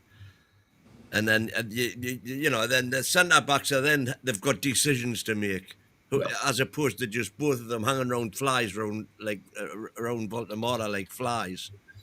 They had something to do. Well done, they win. That's exactly. But that's why I'm blaming Eddie for yesterday. Yeah. Everything about it from the minute we took, well, not from the minute we took it, for the first 15 minutes we were good. First 15 minutes, everything was going according to plan. And then we started losing the ball, giving the ball away stupidly and putting them on the front foot. And then the momentum grew, and it was just a matter of time. We got lucky with we didn't get lucky. It was a fantastic tackle by Chow. So we got lucky with the penalty. And still we didn't learn our lessons. And we keep, but again, the part of yesterday was to keep blaming the players that don't need to be blamed. You in particular were blaming Chow that he's rubbish right back, and I think he did magnificent for having to go from center back to right back all of a sudden. Probably not even talked about. No, I'm blaming Eddie for playing 4 right backs in the same 90 minutes. Well, that was that. I mean, I don't know what happened. Stupid, man. And for what? That's when you know what happened yesterday. I think, and now we're going to get into the play by play. You know what happened yesterday? I think what happened is that Eddie Howe went from being reactive and always just waiting for things to happen to make a change to playing, football manager. He went from that to playing football manager. He just tried everything. He literally put the toilet in the kitchen. I mean, it was all over the place. It didn't make no sense whatsoever. And so I think that is the scariest part of it all, by the way. Because now you got a manager. I don't think it's just Eddie, though. It's not just Eddie. It's Jason as well and the rest of the guys. Well, they're no good. I mean, they're just plain simple. I mean, Graham Jones is wanted by Sweden. I don't know how I would love it if he goes. I mean, because Eddie Howe has got a bunch of yes men around.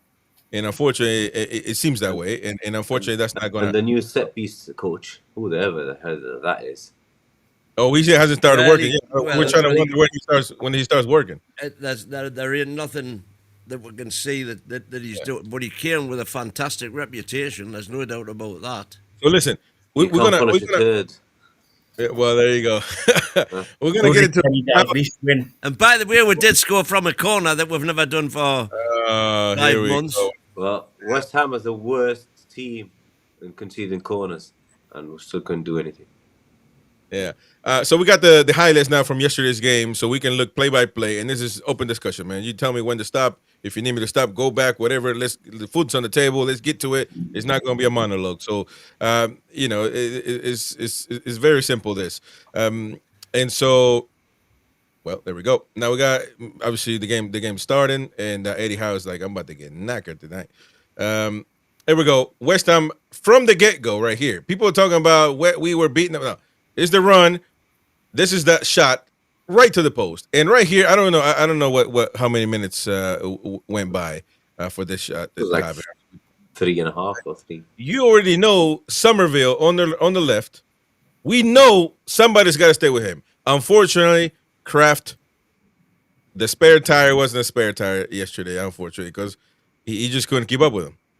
He couldn't keep up with him. Is that why Eddie Howe wanted to play 20 million right backs yesterday? I mean, Tonali's playing right back. Might as well rinse up as well. Chris, if this deflects out the other way from the post, where's our left back in that play? Here we go. Well, No. there you go. Dan Burn is right there. Yeah. Yeah. So that ball comes out to the number 9, who's Wilson. So if the ball comes out the other way, we've got nobody at left back. No, we're knackered. Yeah, no doubt about it. Because Dan Burn's not a left back. If that Well, bounce comes, I'd be more concerned that like nobody's blocking the shot. There's a number of players around there, and nobody's engaging to block that shot. 100%. But as I say, where's your left back? He should be the other side of the centre backs, and he's in the middle of them. Yeah. I mean, I'm telling you, Tim needs a pay raise because what he's just spitting facts after facts after facts.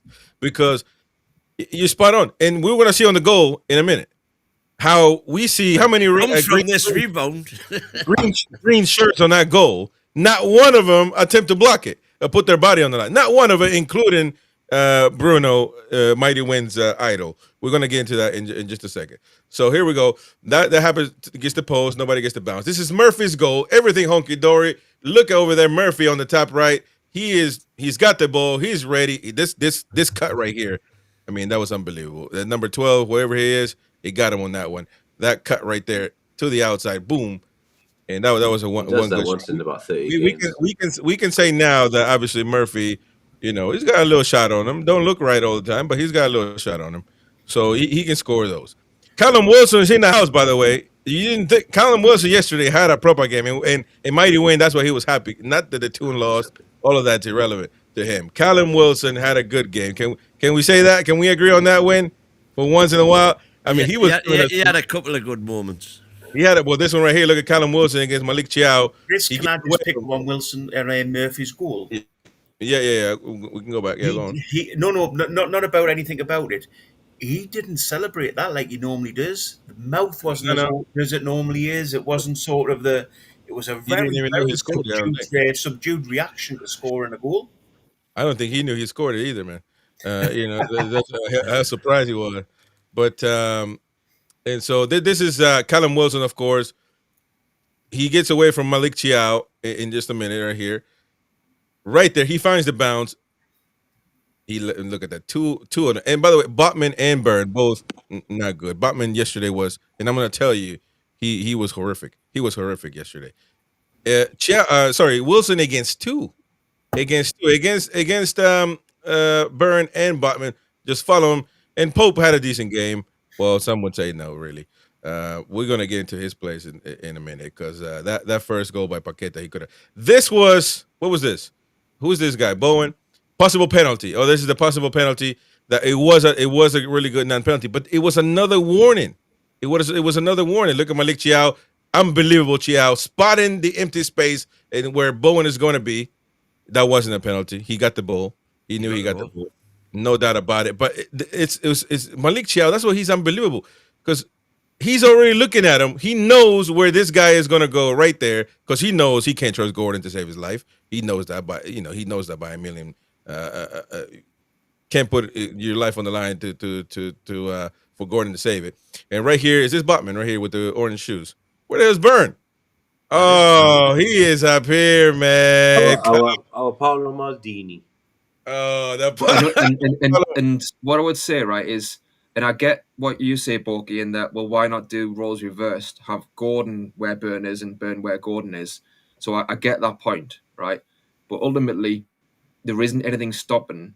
Now after the fact that Eddie Howe's decided to implement this tactic, there's nothing stopping Anthony Gordon there, simply putting the hard yards in and tracking his man, is there? And he just doesn't. But can I pick up on that point? Why the hell is Gordon having to do that? Gordon, if Byrne's been that far forward, that he's that far back at the goal, why was he that far forward? You guys really picked me up when Gary went off it with us because I was questioning why Byrne was up front. This proves why he shouldn't be up front. I mean, it doesn't look right. Right. I'll tell you what it also proves, because you haven't shown the build-up to that move. And who lost the ball, and I'm going to be criticising and sticking up for him in the same breath here, who lost the ball that started that move? Anthony Gordon. And this was when we had 10 men. Win. We had 10 men attacking the West Ham goal, and Gordon But when misplaced a 5-yard ball. you understand why he misplaces that? You look at where he's at. He's playing left back right now. No, Where is your man? Because what you're not showing is the fact that Anthony Gordon has actually made up 70 yards to get even there. Your man is up here. You can't even see him, and so I think that is just it's a flaw. He lost the ball and he busted a gut to get back. Of course he did. He has to. That's what you would want from Gordon to do. If you lose the ball, you better run back. At the time, he had the option, by the way.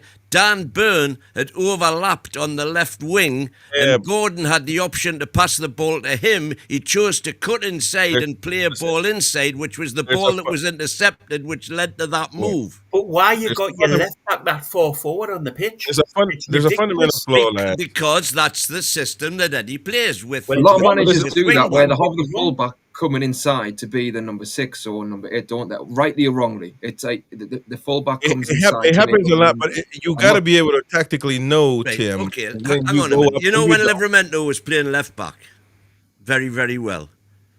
Yeah. What was he doing all of the time? He was overlapping. He was overlapping on the left wing, and we all applauded it. You got to do it with common sense. And on top of that, a regular left back or right back has the pace to try to get back or will get back. We know not even Burns' mom in Blythe think he can get back. Come on, man. You know, it's not. He's not going to get back. I wouldn't mind betting Dan Burn in a foot race with Livramento. Oh my God! Tino will beat him in reverse. He'll beat him in reverse. Regardless of that tactic, I mean, I know you mean win, right? Obviously, he has ran back those yards there, okay. But even at that point, he's still level, isn't he? You know what I mean? Well, at this point, he thinks he's done his job. He thinks exactly. he thinks the job's done. That's the problem there. He loses concentration. Yeah. So this is the possible penalty, by the way. This is not even. But Malik Chiao, look, he knows what's going to happen, and he attacks the man. Now, granted, he has to stay kind of in the zone because what if Wilson? Look, he has to stay kind of here because what if Wilson gets the ball all of a sudden? He can't just commit. You see what I'm saying? So obviously, Chow does brilliant, absolutely brilliant. Chow unbelievable. He calls a penalty, but that wasn't a penalty. By the time Gordon loses concentration, he then can't tackle, or it is going to be a penalty because he's got to go in from behind. Yeah. Wynn, can I ask you a quick, easy question? Who's the best attacking player between Gordon and Byrne, and who's the best defender between Byrne and Gordon? Well, it answers itself, doesn't it? Well, let me ask you. Byrne's the best attacker and Gordon's the best defender. So why the hell we swap them over? What's the point in that? So, Wynn, let me ask you a question. Because at the time that the interception took place. No, but it happens often, Wynn. It happens really often. The interception took place, we were attacking as a team. Yeah, no, I don't need.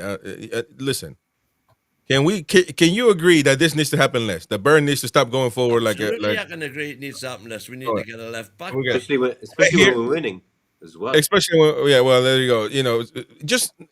I think he goes up front. Just, I mean, I think he has great intentions, obviously, but I mean, he just doesn't look like he's going to do anything.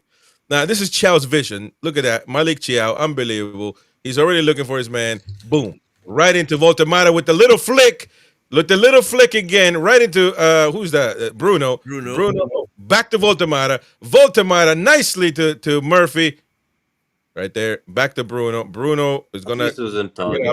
He's gonna cuck it up. Voltemata, though, he knows what it takes, man. He's gonna look at that. Boom, right into. You see what he's doing there, Chris? Do you see what he's doing? Looking for a man in front of him. Well, of course he is. No. He's looking for his winger. Of course he is. No. He's gonna give it to his wing. What are you on about? Why are you trying to criticize Voltemata? I'm not criticizing Voltemata at all. I think Voltemata does fantastic. He knows that he could have tried to go over here and try to score or whatever, but he knows that his winger's got a better opportunity. He's gonna give it to him. He knows that the person in front of him has got a better opportunity. And that was a block shot. There's a corner right there. Another chance for West Ham. Pope. Decent save. It's not really. That was warning number 2 or 3. However, look at this. Again, we find our left back. First of all, he is on that side. He lets his man go, for an open header. And so what was going on right here, Mighty Wayne? You want to excuse this too? Discipline and laziness. I think, and all of them were like that, by the way. We're just catching these opportunities that West Ham had where Burn was. Look at that, disgraceful, that one. I mean, he's by himself. He is by himself, man. And this is not about speed, lads. This can't be about speed. I mean, you're right there, about 6 feet in front of you. It's not about catching up to him. It's about being with your man at all times. So Bruno got to go with one there because obviously he didn't even jump. But the ball was a little too high. This man right here, who was it? I forgot his name. Whoever it was. I don't know who that is. That's like a center back.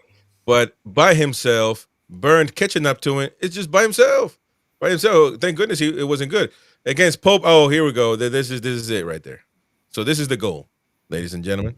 This is the goal, and we got to take a hard look at it. Easily caught that ball. Easy. He could have caught that one. He punched it all the way over there. He gives it a pocket tie. But look at this. How many green shirts are available? This is what Tim was talking about earlier on. How many green shirts do you see? Not one, including, this hurts really to say, but including Tonali, but he didn't have a chance. But, he's in the same pictures. But everybody could have tried to do something. It gets through, including Pope, by the way. If you can touch it, you can save it. That's my rule. Everybody watching, ladies and gentlemen, for God's sake. Everybody watching. It gets through everybody. And Pope, I mean, right there. Look, should have jumped with one arm. So do we say that he should have saved that one? Is that the call? He could have saved it with his leg, never mind out else. I think he should have really saved it. I mean, but again, Bruno there, it's you've got to get close. He actually dived over the top of it. Yeah, I mean, if you have ill intentions, if you have evil intentions, you can say this guy doesn't want to mark his friends. They're friends, But like right there, Bruno just watching it. Like you can't get him. You cannot let him get off a shot, man. Yeah, and of course, Pope. Turn your back on it the way he did. He did that to protect his front half, which is completely wrong. You take the whack if you have to in the stomach or a worse area. And I'm not gonna lie, man. And the more I see, I mean, Pope though, I don't know if he was blinded by folks in front of him, but I mean, surely I think he was. I think he was a little bit, but I think ultimately he's got to do better. His diving to the right hand side is disgusting. He cannot dive to the right hand side is the big problem. And this is I spotted it. Look at Pope is. Look at Pope is right there. Actually, well, you can't kind of see. Let me see. Right there. Look how close he is to the ball. Look how close he is to the post. You cannot get a better advantage like that. You cannot. Look how close he is to his post. I mean, it's right there from a shot that's way outside the box. I mean that was crazy. That was, as you guys would say, frustrating. This is Gordon's only good play, so we have to praise. We got to keep it transparent and objective. Look at Gordon right there. He's the only good play, by the way. He receives the ball quicker than a hurry, locks and loads, and of course, the goalkeeper saved it. But right there, actually, you could say he could have shot. He could still. He could have been more accurate, to say the least. Anything to say about that play in particular? I mean, look. Anything on target does for me. That's not bad. To be fair, it was a decent touch. It was a good touch, and he's got his shot off. But like you say, Chris, I think it was the one good thing really that he did. Yeah. So let's go to the next play because J7 was knackered. And again, this is before the Botman, mistake and all of that. But we had opportunities where we could have. We don't make good decisions at the end of the play. At the end of the final pass is never good. J7 knackered. Wonderful by Botman there. Joe Linton does everything right, but Voltamata right there could have wanted to pass. Murphy came from behind. That shot wasn't even on target. I think the goalkeeper made it look. Yeah. Made it look spectacular, but it wasn't. That's really, the one I was talking about. Yeah. You know what I mean? So that's the one. What are we? Oh no! Don't do this to me, man. This was the. Where's that way, but I blame Botman 100% for the mistake because he could have done better. You cannot be. You're trying to be in the Dutch team. You cannot kick a ball like that. I mean, he was weak with that. But obviously, we get into the same predicament as we have been. Again, now highlighted when your man, and look at him, he's going to try to go forward. I mean, allowing Wan-Bissaka knows right there, he is over. I mean, Armageddon starts here, ladies and gentlemen. Look at that. He's not catching up to Wan-Bissaka no matter what. He gets through. Malik Chiao has got his man. So he's got him covered. He got ahead of him. I mean, obviously, Botman can't know that, or could he? I mean, I think we might be asking too much here. But Malik Chiao gets in front of his man. He's not going to score no matter what he does. Right here, Botman, I think it was a little too weak, lazy, whatever you want to call it. That's not good. That's not acceptable in my opinion.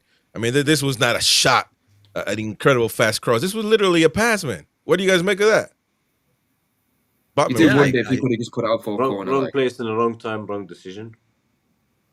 I mean, Burn is on the if you go back to the start of this play, Burn, as you said, Chris, is on the front foot. He's trying to cut forward. He's not a forward player. I don't get the point. He's not in the left back position. You're 100% too far in field.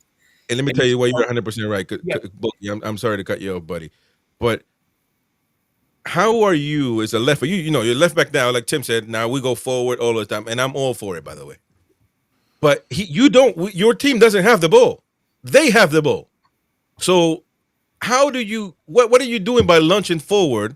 He's already knackered anyway. He's not going to catch up to Wan-Bissaka. I don't care if he starts running back right now. But you launch forward, trying to do what? I mean, one theory I have maybe is just looking at that freeze frame. I just wonder if he's looking at Bourne, who's in front of him. I wonder if he's looking to get tight to Bourne, and obviously the pass bypasses Bourne and goes to Wan-Bissaka. And he's also saying, by the way, that Gordon's on his left there. Here we go. But you can see Bourne in front of him, and you can see Gordon on the left, potentially covering Wan-Bissaka. You're talking rubbish there. Look at the rest of that back four that we've got on at this minute. He is the only one completely out of position. He knows that Gordon should have Bowen position. He should be about the 5. 2 centre backs have got a good position. He should be in line with their Chow there, and he's not. And that's Botman there, and that's what causes all the issues. Yeah. Right, you see J7. J7's right here. J7, who's addressing the guy with the ball. Paqueta's there, right? Yeah. Right? Yeah. So, whoever. From where Dan Burn is standing, J7's going to go and attack the ball. Right. Gordon's going to go with Wan-Bissaka. No! So his man is Bowen, who's right in front. Joey Linton's. So you're just going to leave Bowen on his own in no man's land? Yeah, because it's more dangerous when. But that might be the tactic. Like, whether it's right or wrong. We're not saying it's right or wrong. We're just surmising. I wonder if that is the tactic. Well, because that means we're marking. That means we're zone marking. And that's the easiest cop-out for any footballer because we don't know. No, you're not zone marking at all.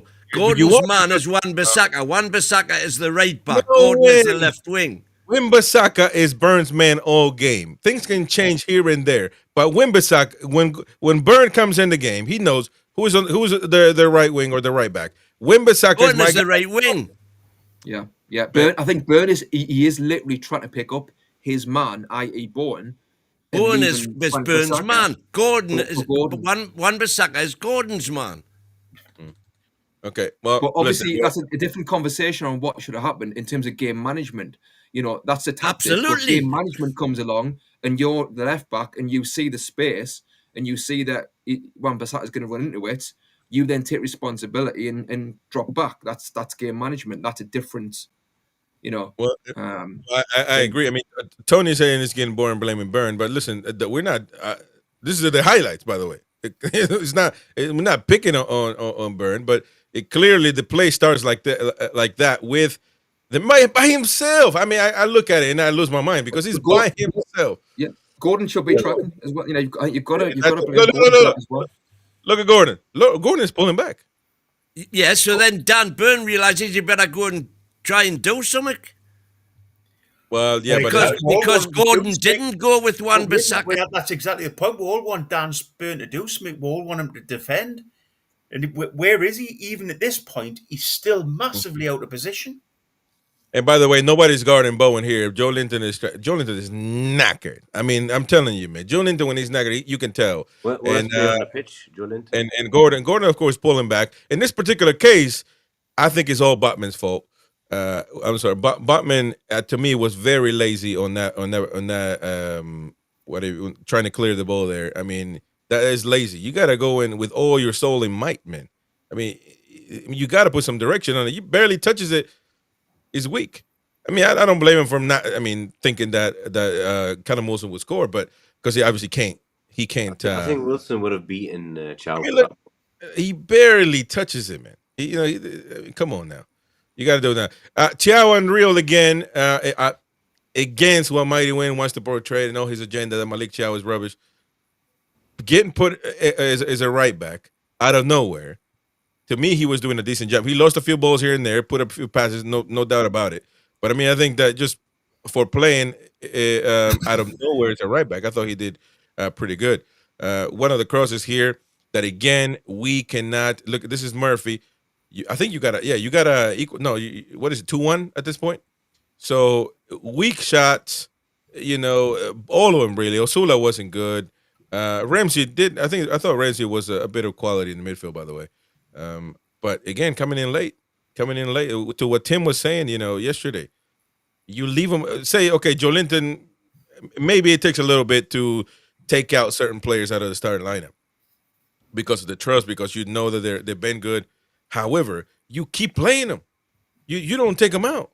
So how is a sub or a squad player supposed to say, I'm gonna earn my opportunities here when the guy plays bad and they're not being subbed out, and it makes no sense whatsoever. Poor shot by Murphy again. This is I think that this is the sequence of events of Pope saving. Pope save, some good save there. I think Ramsdale had a similar one. If you need me to stop, let me know. This is the non-goal, I think. Oh no, this is another save. Routine, of course.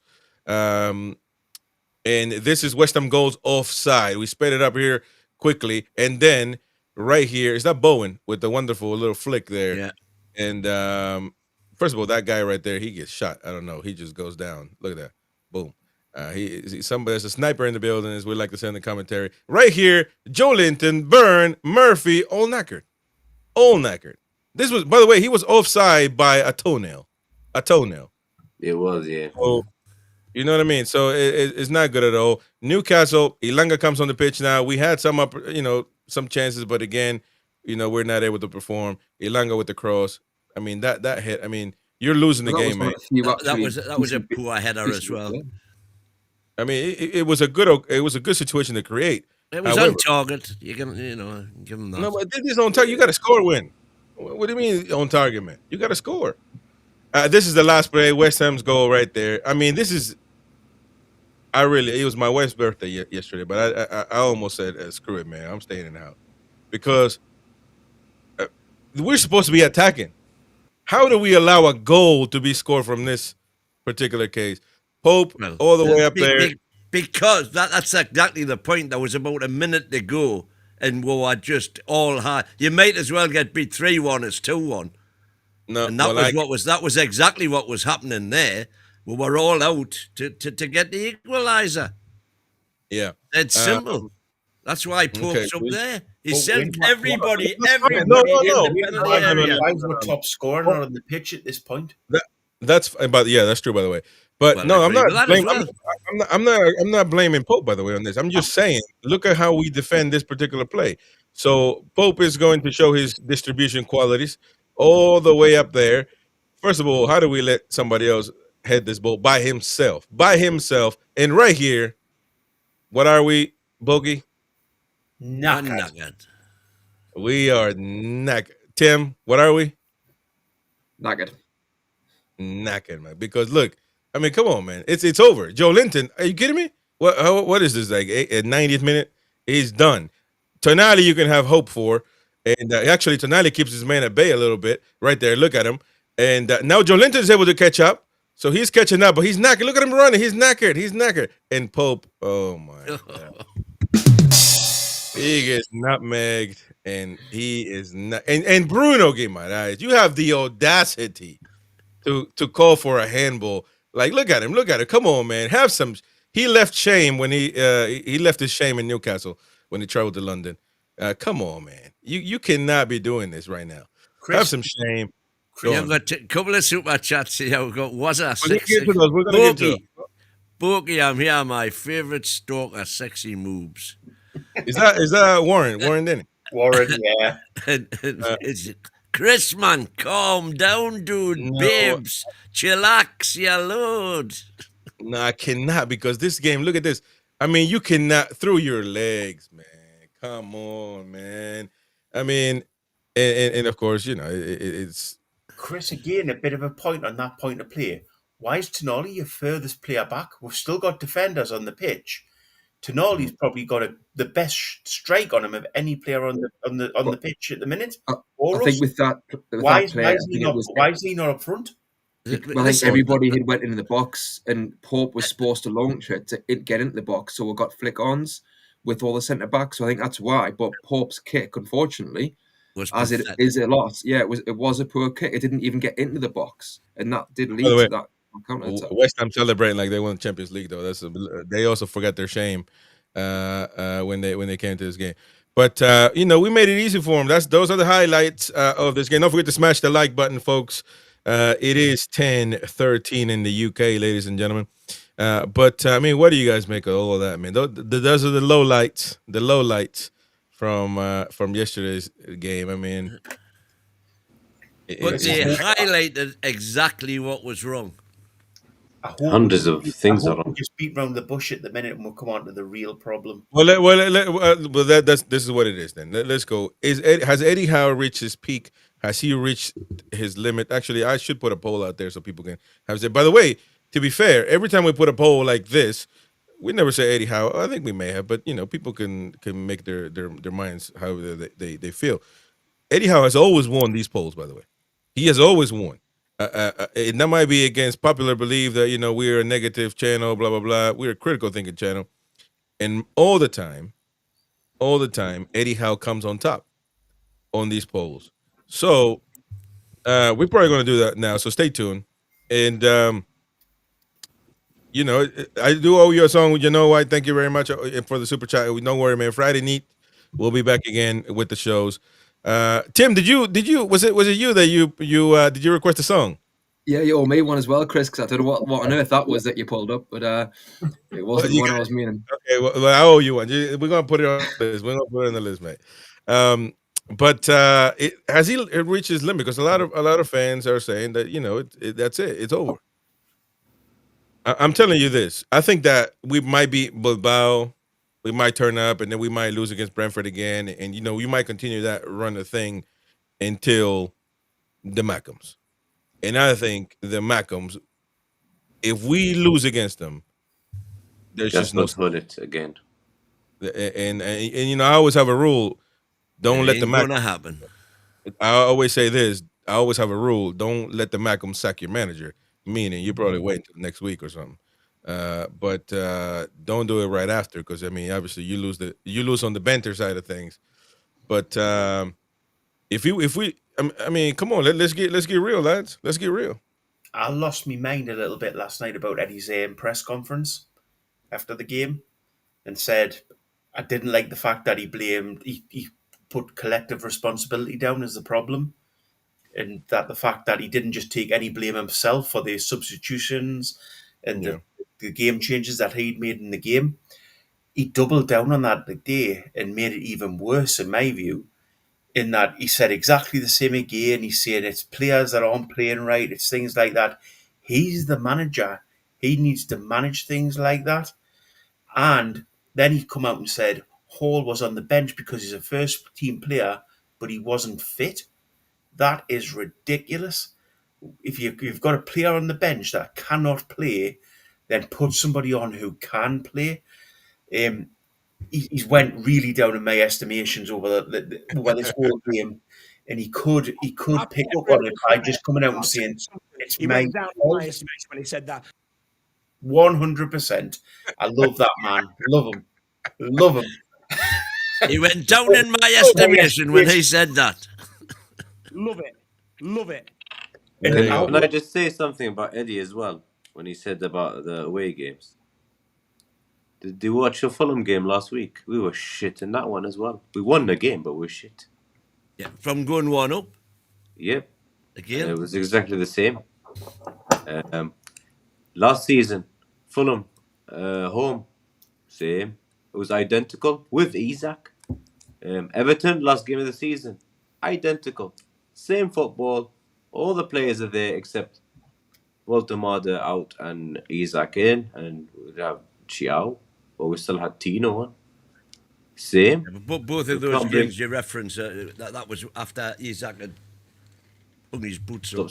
No, even before we had the Bournemouth game at home, and can't remember. Yeah, we know that. We know the list. It's loads of them. Yeah, it's exactly the same.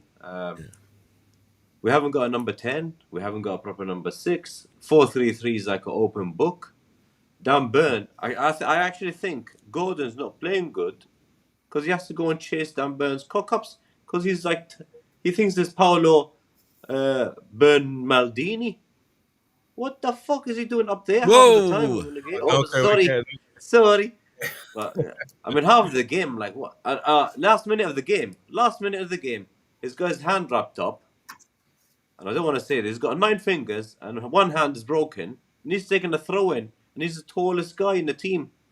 Get someone else to throw that ball. You go hit the ball in the net. Well, funny enough, that was asked at the press conference. Was it the last one or the one before? I can't remember. About how long throws have become more prevalent in the Premiership. And so I think it was Craig Hope asked, have you actually had a competition, in training to see who's the best at, he says, well, as a matter of fact, we have. Well, I think we can all agree that Burns a lot better with his hands than he is with his feet at left back. So I completely agree with that decision. Yeah. I've got a little solution for Eddie. Please, Eddie, just go 3 at the back, 3 centre backs. Dan Burn loves his left back and he loves to be a centre back, so he can be a left-sided centre back in the back 3. Well, I've been agreeing with that for a long time. By the way, we did put up a poll: has Eddie Howe reached his limit? Yeah, he's knackered. No, give him time. So Wayne, you better vote for the second option, man. Listen, I don't think I just don't. I think second manager is something that needs to be really, really, really, really thought out. I mean, you can't just make the decision after a game. He's only going to have himself. Here's where I am right now with Eddie, right? And mainly, you've got to have a plan, man. You can't just sack a manager and then expect what Graham Jones to take over again. No, right now, man. I think I've got a solution for Eddie. Get rid of your assistants. Well, we've already discussed that, but we could come on to it again. That's what I think. Fergie used to do it. Pep's just done it. Here's where I stand right now with Eddie. These away performances are in the league are telling me that the players feel that they're too good for the team they're going to take on, so that's why they're not performing. Now, it's a manager's job to ensure that doesn't happen. And it would appear right at the minute that Eddie is incapable of doing that. Yep. Those away performances could conceivably cost us the title. It ain't got nothing to do with away, man. It's got everything to do with away. No, you don't. You're making the problem small, man. It ain't got nothing to do with away. We are horrible at home too. Win. What are you on about, man? We're not horrible at home at all. Yeah, we are. We are. When was the last time you went to a game and thought, "Oh, that was a brilliant performance"? Even the Forest one, when I was there, I was actually there. And the first half was horrendous. Not just the football, the whole thing. Ask Win just to answer that question. When was the last time you went to a game and you thought this was a brilliant performance by Newcastle United? Tottenham. He's going to say Tottenham. Benfica, Tottenham. Both were excellent performances. Yeah, but But Spurs had half of the squad. but, Not but even listen, half. but what about Fulham? What about Forest? You know, what about losing the game like we did against Arsenal? What about Liverpool the same way? You know what I mean? So these are Liverpool, just. Liverpool was a fantastic performance. I think Liverpool Uh, was our best game all season. Yeah, but Yeah, I do think that some of the performances at home, have been quite good, and certainly the Liverpool game, I was proud of the team that night. And I think the Fulham game, if I we was take some of cheering them the chances, minutes the same as everybody else was. yeah, if we take some of those chances in the Fulham game, then that looks a lot more comfortable. So No, that that was could have more been down to six. the finishing in the game. uh, I mean, I think with Eddie Howe, like for me, like I said earlier on in the show, he's got a lot of credit in the bank. He's got us Champions League twice. He's won us a trophy, and he also turned around last season as well when it wasn't going great at the start to get us top five, and obviously, like I say, a trophy. I think like you said, Chris, I'm hesitant to say at the best of times get rid of the manager during the season because it causes upheaval. yeah. It rarely works, I would say. You ideally want to Careful what get a you wish new for. manager in the summer if you're going to make a change. I mean, I would just say with Eddie Howe is that obviously I think we can all agree that he is making mistakes and it is frustrating. And I think a lot of those mistakes we all would agree are like the faith in players like J7, Anthony Gordon, and I think he just needs to become. He needs to use the squad because now he has got the squad more than he had in obviously previous years. So the option is there for him to try and turn it around by using the squad, by putting the market down more to the likes of Gordon, I think, who have been given, I think too much opportunity by Howe. I think that's to his detriment. He's dug his own grave a little bit in that way where he's shown too much faith to Gordon, where Gordon has not repaid it nowhere near enough. So I think he needs to just make some tough calls. And it's not to say you do a 180 and become Mourinho and you start throwing players under the bus and causing chaos. But just, in a subtle manner, you kind of show that we mean business here and we can't stand for those performances. So, I mean, I understand, because like I say, it is very frustrating when we play like that against West Ham and you think, well, could we do better? Could we get somebody else, etc.? And you look at the likes of Iriola at Bournemouth, and I rate him very highly. I think, like him. I said a few months ago, whoever gets him are in very safe hands. Granted, he hasn't managed at the highest level yet in terms of European By all football, accounts, he's lined up for Bilbao. right, okay. So, I mean, with the Mackham game, as things stand, I don't fancy us for that because I think we'll go away at that. And Jesus Christ.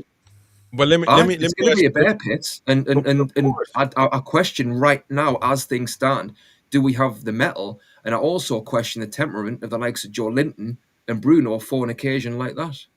I mean, we got 7 games left, but for that, but Well, as I say, where I'm standing right now is I am really starting to worry about one of Eddie's primary shining abilities, which is motivation. And I am wondering whether his ability to motivate that particular group now has, in his words from a press conference about the players, gone a bit stale. Could it be burnout? With what he's done in the past 4 years, and not, intensity non-stop, the pressure he's been under, the PSR constraints, everything, the Isaac situation, everything that he's had to deal with, Amanda going, everything, all the turmoil at the back.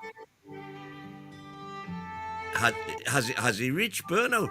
Has he actually taken us as far as he can go? Now, as Tim says, as far as I'm concerned, he's got an awful lot of credit in the bank.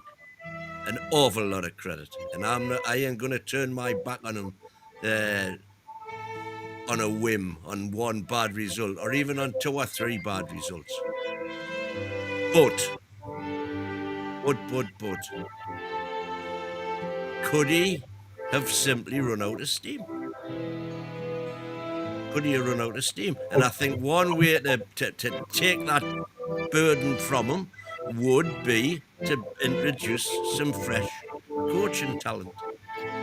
But on one point, if he hadn't won the cup, would we all be sitting here saying that he is the best manager for Newcastle United? No, we wouldn't. Absolutely, I would. No, the reason he's got definitely. no less finish. The reason he's got the credit in the bag is because he won the cup. And since then, we have been rubbish. You name me any game since then, and I cannot think of a great game that we've had. Well, we did go on a run after the cup. That propelled us to go on a We run won 9 on and the win trot. more and more games. So, like, But we're winning we did games, do really but well. we're It's not playing just the cup. great. Crystal Palace at home, that was one of the best I've seen in a long time. We absolutely lashed those, and those have went unbeaten for a long time since. Like, I think for me, it was the 5th place as well to climb up the table like we did. As well, that I kind of consider. Now, yes, going forward, I've there's questions in terms of some of the things that he's doing and whether he can actually kind of turn around these habits that you could say he has. But just on what you're saying there in terms of credit in the bank, I've got a lot of respect for Howe in terms of what he's done at the club for winning the trophy, but also getting the Champions League 2 out of 3 times. It's not to say that now going forward, you can't ask questions because obviously there's glaring errors that have been made, I think. Yeah. Let me go to the super chats here. Warren, Roy, are you okay? You have a lot of weight on your shoulders. So I guess he must know you. He must see you. Warren also says J7 knows he lost it. He is getting frustrated certainly he got frustrated against Spurs, I think, and we were winning that game. And Tony T, too many people in the chat with spoilers on match day.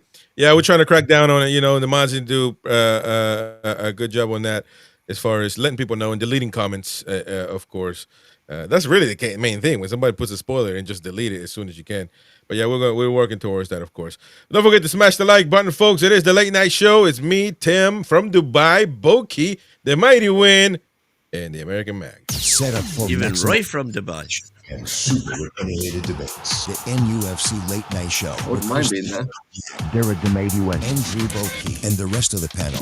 Monday through Thursday from 9:30 p.m. UK and UFC Talk Radio. The voice of the Toon Army. All right, ladies and gentlemen. 10:30 in the UK. What are you guys doing over there? I mean, is it a chill night? It's a bit of a daft question, isn't it? We're Well, I sitting mean, here. well, I know that, but I'm saying, is it in general, man? What are Toon folks doing, man? Come on, man. Drinking On a if we've got Monday any night. sense. Drinking on a Monday night at 10:30, and come on, man. What's the matter with you? You don't have work tomorrow? Chris is Work doesn't stop you drinking, man. is a student on a Monday night, used to go to Baja Beach Club, have a couple of beers, and then back home. That was the aim. That was the plan on a Monday night in town. And then it ended up you were in Baja till 2 o'clock in the morning. Yeah. It's hosting down. It's hosting it down in Whitehaven, Cumbria, says Choppy. There you go. Is it raining over there? I bet it's. not. Becca here says, anyway. mine's beautiful. Mad hot, though. There you go. There you go. Yeah, it's not bad today. It's not 25. Did you put Becca's comment up before? Where what? was it? Oh, I thought it wasn't this. It was just, are you listening, folks? This is the most this is it. negative We you'll put it ever up. hear win about Eddie. We certainly put it up. And by the Well- way, It depends what happens on Wednesday, though. no, so let me ask you this win, by the way. First of all, I wanted to say this because I thought this would be the week where there would be no disagreements, nobody arguing, counting the Tottenham game and the West Ham game. Because I thought everybody should be in the same tune, basically. We played great against Spurs. Nothing to complain. I think Byrne had a great game as a left back. Unbelievable. And you came in when it's a bedwetter and try to point out, trying to blame, talk about Barnes and how bad the subs are, the squad is. So you picked an argument out of nothing. And then against West Ham, I thought everybody should be in agreement that we played rubbish and it was a rubbish performance and that. But we always find something to argue about. So it's incredible. But Win, let me ask you this. If we pull a performance like this against the Mackhams, and we the same way, 3-1, same performance, just change the shirts to a Mackham shirt, what are you saying? What is your verdict on Howe after full time? Didn't change. One result's not going to change it, whether it doesn't matter who it's against. But we keep saying one result, but it's not one result anymore. Chris, Why do you keep saying one result? I can answer what Win will say after this one. Sunderland are our bogey team. We had injuries. TFI's fault. We need to be patient. We'll go on a run for only 5 points off Sunderland now. PSR. Just to carry on. PSR. FFP. PSR. APT. Aramco. TSB. FFP. The cartel, by the way, we have the audacity to banter Man United when they're clearly above us now after a horrible. Well, they're 8th, I think, now. But either way, so the Mackham game doesn't change anything for any of you guys. If we play the same way like today and we lose 3-1 against the Mackhams, Roy, it'll be a massive black mark. Go on, Roy. If we get beat 3-1 playing like that against the Mackhams at home, I'm telling you what, I'll be Eddie out. But there'll be about 45 at least out of those 52 will want him out as well. You're out your mind, man. I think it'll be gone. I think it'll be gone. I mean, that's a massive blow, Tim. Come on, man. Well, at home as well. If that was away, especially how they're playing now, they are playing better football than us. I've got no worries at all. Yeah, but I give you a hypothetical. I've actually got no worries. Me and Connor had a bit of a private chat last night, and he's saying, "Are you worried about the Brentford game?" And I'm not. When you had no worries about West Ham. We were trying. Hold on. Win. We were trying to find out what Tim thinks, man. So thanks. Can we let Tim speak? I'll decide Brentford after the Champions League game. No, well, I think with the Mackhams, that's at the Stadium of Light first, isn't it? In December. So we're going to that stadium. If we turn up there with that mentality that we saw against West Ham, then obviously we'll lose. We're bang in trouble. We are knackered. Totally. And Joe Linton, him in that game, I'm having nightmares about him in that game. Like I say about keeping your head. Realistically, I can just see him losing his head, arguing with the ref, kicking out. I mean, you want passion. You need passion and steel and commitment, but you need it in the right way. And kind of just getting sent off through doing something stupid isn't passion. It's a cop out. And I do wonder about our temperament in that game, whether it's having the right mentality and kind of playing the occasion properly, but also having the steel as well. I mean, I say this, it probably sounds harsh because we went to a cup final not long ago and turned up and bossed Liverpool and brought the trophy home. So, Eddie Howe has roused these players and got them on board in big games. A lot, obviously, Arsenal semi-final, another one. So I suppose the evidence is there that we can get up for this, but it's just alarming when you see that game against West Ham. And this is the first time in the derby where Sunderland are back in the Premier League. I know we'll play them in the Cup, but now they've got momentum. That's the thing with them. They had their fixture list where it was quite favourable to them. And now they've got momentum. They're at home. They'll be well up for it. They don't mess around like Southampton did when they came up. They play mixed football the right way that you're supposed to play when you haven't got the players to play tiki-taka.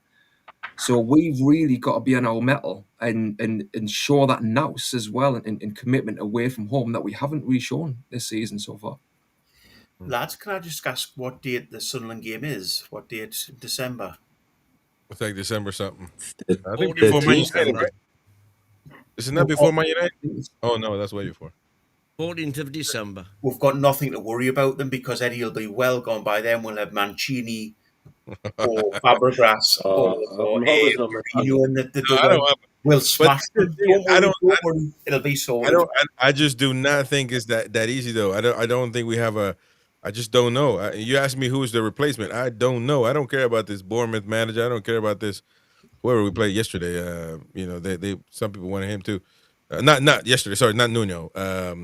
Yeah, I think it was Areola's name, Areola, whatever, from Bournemouth. If I'm not mistaken. Yeah, Bournemouth.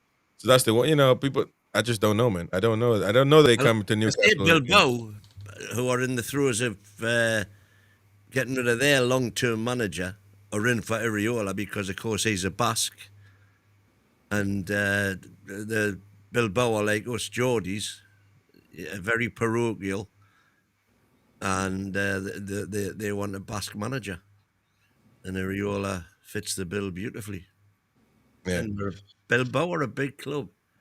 I mean, but if the question that I didn't get to answer from earlier, I think when Gary was here, that would I take 10th place in the FA Cup?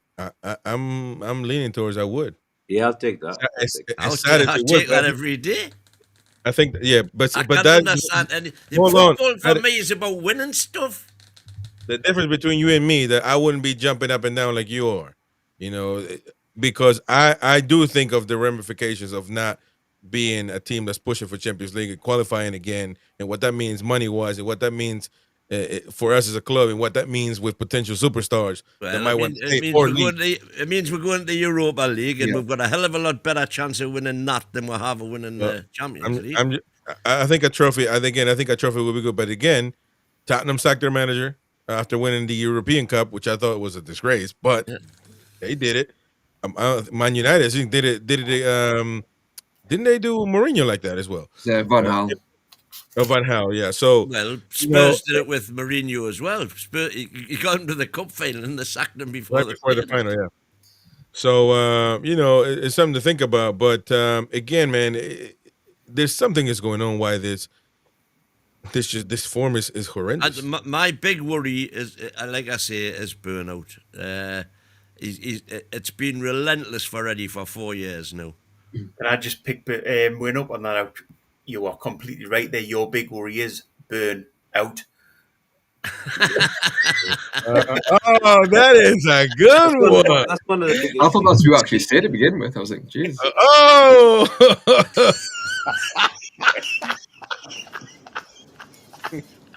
That's a good one, man. But if that's it, yes, give a guy a rest. Wayne, that is good, man. You got to clip that. Somebody's got to clip that. Long way off that yet. We are knackered.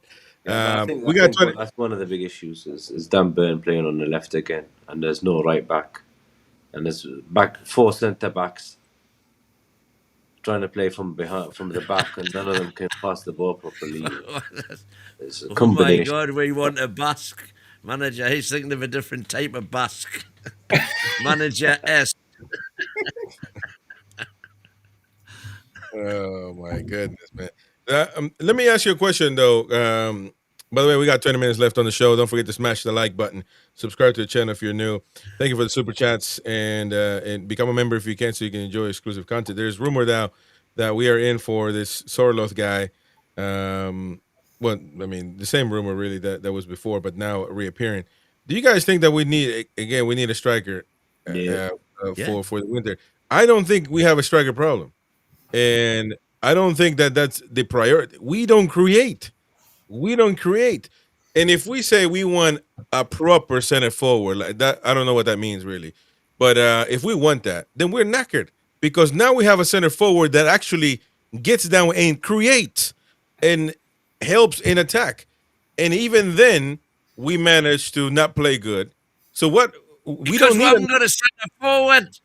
No. We don't need another tree that just stands there and doesn't help out. You know, how many chances have we created for Voltemara to say we need somebody in there to push the ball in? How many? Zero. It makes no sense. We're arguing cross purposes here. No, I'm not saying, I know somebody said it earlier on, that somebody needs to tell Voltemara to stand between the posts. I don't want that at all. I want to utilise Voltemara doing what he does best, doing what he did so successfully in Germany, which is living just outside the edge of the box, and using. He's always had a striker alongside him, using that player to use his fancy footwork to play, or to go on a run himself and beat a man because he's only got one guy marking him. Then he's got to beat the one man, and then he's through. And that was where he got all his goals. And I want him. I want to see that team. And I think Elanga will come good there as well when we've got a proper number 9. There we go. And I want to see Voldemort utilised in his best position, which is as kind of a 10, if you like. But we're not in that position at the minute. Well, no, that's why we need a striker. But we need another striker in January for the occasions when A, if Wissa goes to AFCON, and B, for any injuries, and to rotate. I can't see. I lost concentration there. Yeah. But I can't see Eddie ever playing him as a 10. I've lost it. I can't see Eddie ever playing him, and when Wissa comes back, it'll be either one of them. He will not play both. I think he'll play both. Well, I think it depends as to whether we get a striker. It depends on what we and Eddie Howe would be playing. If we're going to play Voldemort further back with Wissa in front of him, then obviously, yes, you've only got Asula on the bench, haven't you? And so maybe you want to have another striker. But if we're only going to be playing the one and you want to keep Asula, like, how do you bring a striker in to say you're going to be third choice? You know, that pool of strikers that you can bring in who are going to impact you is quite limited, as opposed to saying to a striker you're going to be the number one man. So it depends on how Eddie Howe wants to go about it in regards to the formation I think he wants to play. And we all need to see, but if everyone's fit, what's he going to do? Yeah, well, he's going to have to drop Joe. You're talking about Soloth there, but Samu's got a 60 million buyout clause, and he would crawl over here. Why would you get Samu when he's not going to play? If we could get 30 million for Asula, which is the figure that's been bandied about from Frankfurt, if we can get 30 million for Asula, that means effectively we're getting Samu for 30 million. It's a no-brainer. Last Thursday, we read the confidential here, which you can get for free, by the way, because we read it out loud for you here on Thursdays when it comes out. The club says he's not for sale. So he's not for sale. And you're going to get someone who wants to. You're going to. Osula's not leaving, man. Osula's not for sale. Well, they've said he's not for sale because we need him at the minute. Why would you sell Samu? Well, I'm sorry, what would you get Samu? He wants to be a starter. He's not going to start in this team. So what are we doing now? We need to get players like Sorloth who are going to be on the bench and come in from time to time. Well, I don't think Sorloth's good enough. Is that the young striker from Atletico Madrid? Yeah, I think Madrid, he's Norwegian or something like that. Oh, sorry, he's 20. Are you talking about the 29-year-old? Sorry. Yeah. By the way, he keeps scoring. He's a target man. Well, exactly. He's not going to want to come and be on the bench, is he? And be like third choice. No, but Chris is completely correct here in that this is the one position where we've probably got players that are first-team players that we can't replace. And by the way, people talk. But in regards to that, then you do need to bring a bench player in and it has to be a younger player who you can give a chance to. So you're right completely, Chris, in what you're saying. Or I would go get the Wolves kid. The Wolves kid would swim back, swim to Newcastle in no water. Really, he'll just walk by. What are you talking about? He's not good enough, man. He's not good. The kid from Wolves. Strand-Larsen is not good enough. He's not good enough. He has 3 goals compared to 5 for Walter Mata. So how bad is he? How bad can he be, really? To be a backup. How much have you seen him play? I'm talking about goals. He's a target man scoring goals. That's all we need to look at. That's all we need to look for. A target man that scores. Like going get Chris Wood back. Well, we already tried that. It didn't work. So why wouldn't you go for a young player? He'll hit 15, even with Wolves this season, at least. Come on, man. I think even with Wolves, I think he'll still hit 15 goals this season, at least. Right. He's missed the first. Let's say Chris Wood got 15 and more. When you're making a flip-flop argument, we're talking about bringing a young player in to put on the bench. Wood's gone. Yeah, it was neck. He's exactly the same right now, player as Wood. It's Nah, not but- exactly the same. No, You're on about bringing Come the on, old man. player in. We're on about bringing a youngster in to put on the bench. I know you young don't wood. understand. I know you don't understand the young anymore, but Yeah, there is a the reason young to is bring young players in. Exactly. I mean, I think he would be a great addition. But I just don't know, lads. I don't. I mean, by the way, just to remind people that fixtures did change last Friday. Manchester United will be on Boxing Day next week at 8 p.m. UK. Burnley away also at 7:30 p.m. That's going to be the day before New Year's. Well, no, that would be the 31st. No, this is the 30th, so 2 days before, really. 1 day before New Year's Eve, whatever, however you want to look at it. But Crystal Palace at home changed to 3 p.m. On what's that? January 4th, if I'm not mistaken, and Leeds would be January 7th at 8:15. A big topic we already went over, but it created more chaos. People complaining about the Manchester United Boxing Day and how fans just basically are knackered. I mean, 8 o'clock kick-off on Boxing Day. Ridiculous. It's. I mean, if Lot you of try to money go, now. They're relying on our fans being as good as they are. Our fans are the best in the league at going to away games. I don't care what anybody else says. We've got the best away day fans, and they're relying on that to send them to all that way on Boxing Day. It's absolutely ridiculous. I think the Premier League need to be pulled up on this and said, look, if you're going to do that, you're more than welcome, but you pay for them fans to have buses put on to go down there and come back. Why wouldn't Newcastle do that though? I mean, we know the Premier League are not going to do that. No, they don't care. But why wouldn't Newcastle show a little bit of love there? Cost something like very well. £50,000.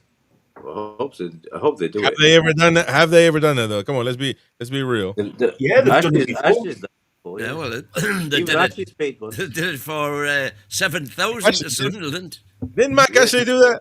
Roy? I was in one of them. I knew that. Sunderland Man. one. And actually, I think Mike actually was in between the fans. He was. In his later years, you could never see him near the fans because he was going to get. That's when I met the devil. That wasn't going to happen. But in the beginning, though, he wasn't scared. He was bad then. Flying the colors, man. He was all about it. Roy was on the back seat, necking on with his what we're not allowed to say anymore on here. He's wearing Wins Alan Smith on the shirt as well. Sloth will definitely crawl something. Thank you, Warren. Yeah, but I was on about Samu Warren. Yeah. So Solas 30 in December. Yeah, we need. Well, listen, if it's not good enough, then go get the. No, I'm not saying Solas not good enough, but I think. He did though. No, I think. Didn't I said Strand Larsen's not good enough? I just think Solas too old. We're gonna pay a lot of money and get what? So now you're saying you argue Chris Wood. You're Chris Wood over Strand Larsen. And you're talking about Solas is too old. No, what I'm saying is Strand Larsen is just another Chris Wood. Solas is a proper striker. I don't think so. I think. But if we're saying Solas, we're saying the 30-year-old. So you're going to get a year or two out of him at most. I don't think the striker is the problem. That's the thing. I think we're looking at it's the team is not playing good. The team is not performing as a whole. Midfield. And then you got, because look, yesterday or was it yesterday? It was yesterday. Tonali was. I mean, even in the last play that we saw, he was there. He was playing. He was the first defender. He was the first player in front of Pope to defend that counterattack. Him and Chow were best two players yesterday. There's only so much you can stretch the rubber band, man, before it pops, and whatever that pop means. Him not performing anymore, him wanting to leave, whatever it is, man, because he is literally in a sinking ship. Malik Chow just got here. Voltemata just got here. But I think that's the backbone right there. Chow, Tonali, Voltemata. But Tonali, man, we can't lose him. We got to keep these players interested, man. Chris, can I just put a quick point forward to win especially? He was on about winning the FA Cup. If we put all the eggs in the basket of winning the FA Cup, and then finish 10th in the Premier League, as you've said, would be acceptable. What happens if we're losing the final? Well, because I wouldn't do that. I wouldn't put. I'm not talking about putting all eggs in baskets. We still No, got but a you're saying it's acceptable to win the FA Cup but finish 10th in the league. What happens if you get the FA Cup final and you lose and you're 10th in the league? If we don't win the FA Cup and we finish 10th in the league, then how many times have I got to say it? Eddie goes. But I wouldn't. That's not the question I'm asking. What the question I'm asking is it acceptable at that point? No, it's not. No. Good. I wouldn't do that hypothetical deal if we just make it to the final. I would do that hypothetical deal if we won the cup. No, I'm talking about winning the. I said if somebody offered me now, you would not get to the final. If somebody offered me now, you're going to win the cup and finish 10th. I'm biting the hands off right now. I mean, it would be 2 trophies in 2 years, wouldn't it? And like you say, you get European football. I mean, Chris, you know. Yeah, Chris Waddle did say that Newcastle need trophies, need to add the trophy cabinet, update it. And so he said that we need to focus on one of the cups. I don't necessarily think that we need to just choose one or the other. I think we could do I. I mean, again, we played great against Spurs with 8 changes. Because that's why I don't buy this they're tired, they're knackered type argument. How? 8 changes from Spurs. But Spurs weren't at their best either. No. You played against West Ham United. Win before that game. You did a little interview with Chris, picking me up on saying, "Oh, Borky got what he wanted. He wanted all these changes," which was completely right. And we went out and won. Then after the game, he was sort of, "Oh yeah, we've all done really well," you know. But they're not good enough to get on that. They're not good enough to beat West Ham the week after. He's rested players. He's rested the players to do that. So this isn't down to the team. It isn't down to the tactics. It's down to Eddie Howe. Well, how many times have I got? How many times have I got to turn round tonight and say I blame Eddie Howe for West Ham? Well, how many times have I got to say? Should we get rid of him? Talk about the poll. Not. No. So when do we? When do we? Borky, didn't you say you wouldn't get rid of him? Yeah, I did. But I'm saying now, when do we get rid of him? What's the point? What is it? If we'll finish 10th at the end of the season? No. Man. You said 3 points. The season. You're going to give up the season. Or if we're not within 6 points of Champions League. You said 3 points. That is so deceiving, though. And I said that before Isaac kicked off. Well, that is so deceiving, though. You mean right now? What are we? Whatever. Me and you were arguing about the transfer. Hold on. Right now we are how many points away from Champions League spot? We are 6 points away, but we are also about that far from relegation. So you can't use that argument. That makes no sense. The poll has Eddie Howe. Champions League. Has Eddie Howe reached his limit again? This never fails, by the way. Because we get to see the comments, we get to see the stuff. Eddie Howe wins because don't sack him, give him time. Yeah, he's knackered 41%, give him time 59%. So still, Eddie Howe manages to win these no matter what. So there are still people that believe that he needs to stay on and do his thing. Thank you, Corey. Says Win gets more stick than Eddie Howe. Knackered. Well, because he keeps defending he can't defend. It's unbelievable. By the way, is there a chance that games for January get changed as far as time and dates? Obviously the ones they changed already. Yeah. Oh, there is. I want to know Sundays and. I want to know. I want to know when is the last time they can change old January games, because the American Mag might be making an appearance, baby, in the tune. So I need to know. Chris, can I just mention something quickly as well? Just where Corey, I don't know if it's the same Corey, but popping up in the chat there. Yeah, it is. Their show this morning was brilliant. Absolutely. Oh yeah, that's true. And I think we need to direct all fans to watch them shows, because they're all the Aussie EMs, and it's a great show, and they've got really, really good points. So I think all fans should watch that. They'll be back again. We try to bring as many shows as we can so we can hit as many, targets and depending on where people are at. And so we got the breakfast show at 8:30 a.m. every day for 2 hours now. It could be more now, so tune in. to give you a proper breakfast show every day, Monday through Friday, with Corey and Sam Zayden. And we also adding, I think, Mark from Toon on there as well. So great stuff on that. Keep an eye on Tim, the Toon Twins. They're coming up as well on the channel. So, they're going to be fantastic. And also shout out to NUFC Comparison with Jamie Smith. We got Simon and Hutch as well on their weekly podcast on the channel. So stay tuned. They brought one out today. So check it out. Check out the breakfast show. Good stuff. Win wasn't bothered to wake up and watch them, give them a good, a pep talk, and just. You didn't even tell me they were on. He wasn't bothered at all, but they're gonna be there every day, man. Jordy, breakfast shows premiering today. The Aussie lads did well this morning. Exactly, they did wonderful job. And Foxy, where's Roy and DX show at? The streets are calling for it. We're working on that as well. I talked to DX. We're gonna talk to Roy. We're gonna have to clean it up, though. We're gonna definitely have to clean it up. But it's one F word tonight. NUFC extra time coming up soon, ladies and gents. But listen, we gotta call it a day. It's been a wonderful show. Just last but not least, Bruno did get a call up. This Win tried to win an argument yesterday, I think it was, because Joe Linton, he's good enough to get a call up for Brazil.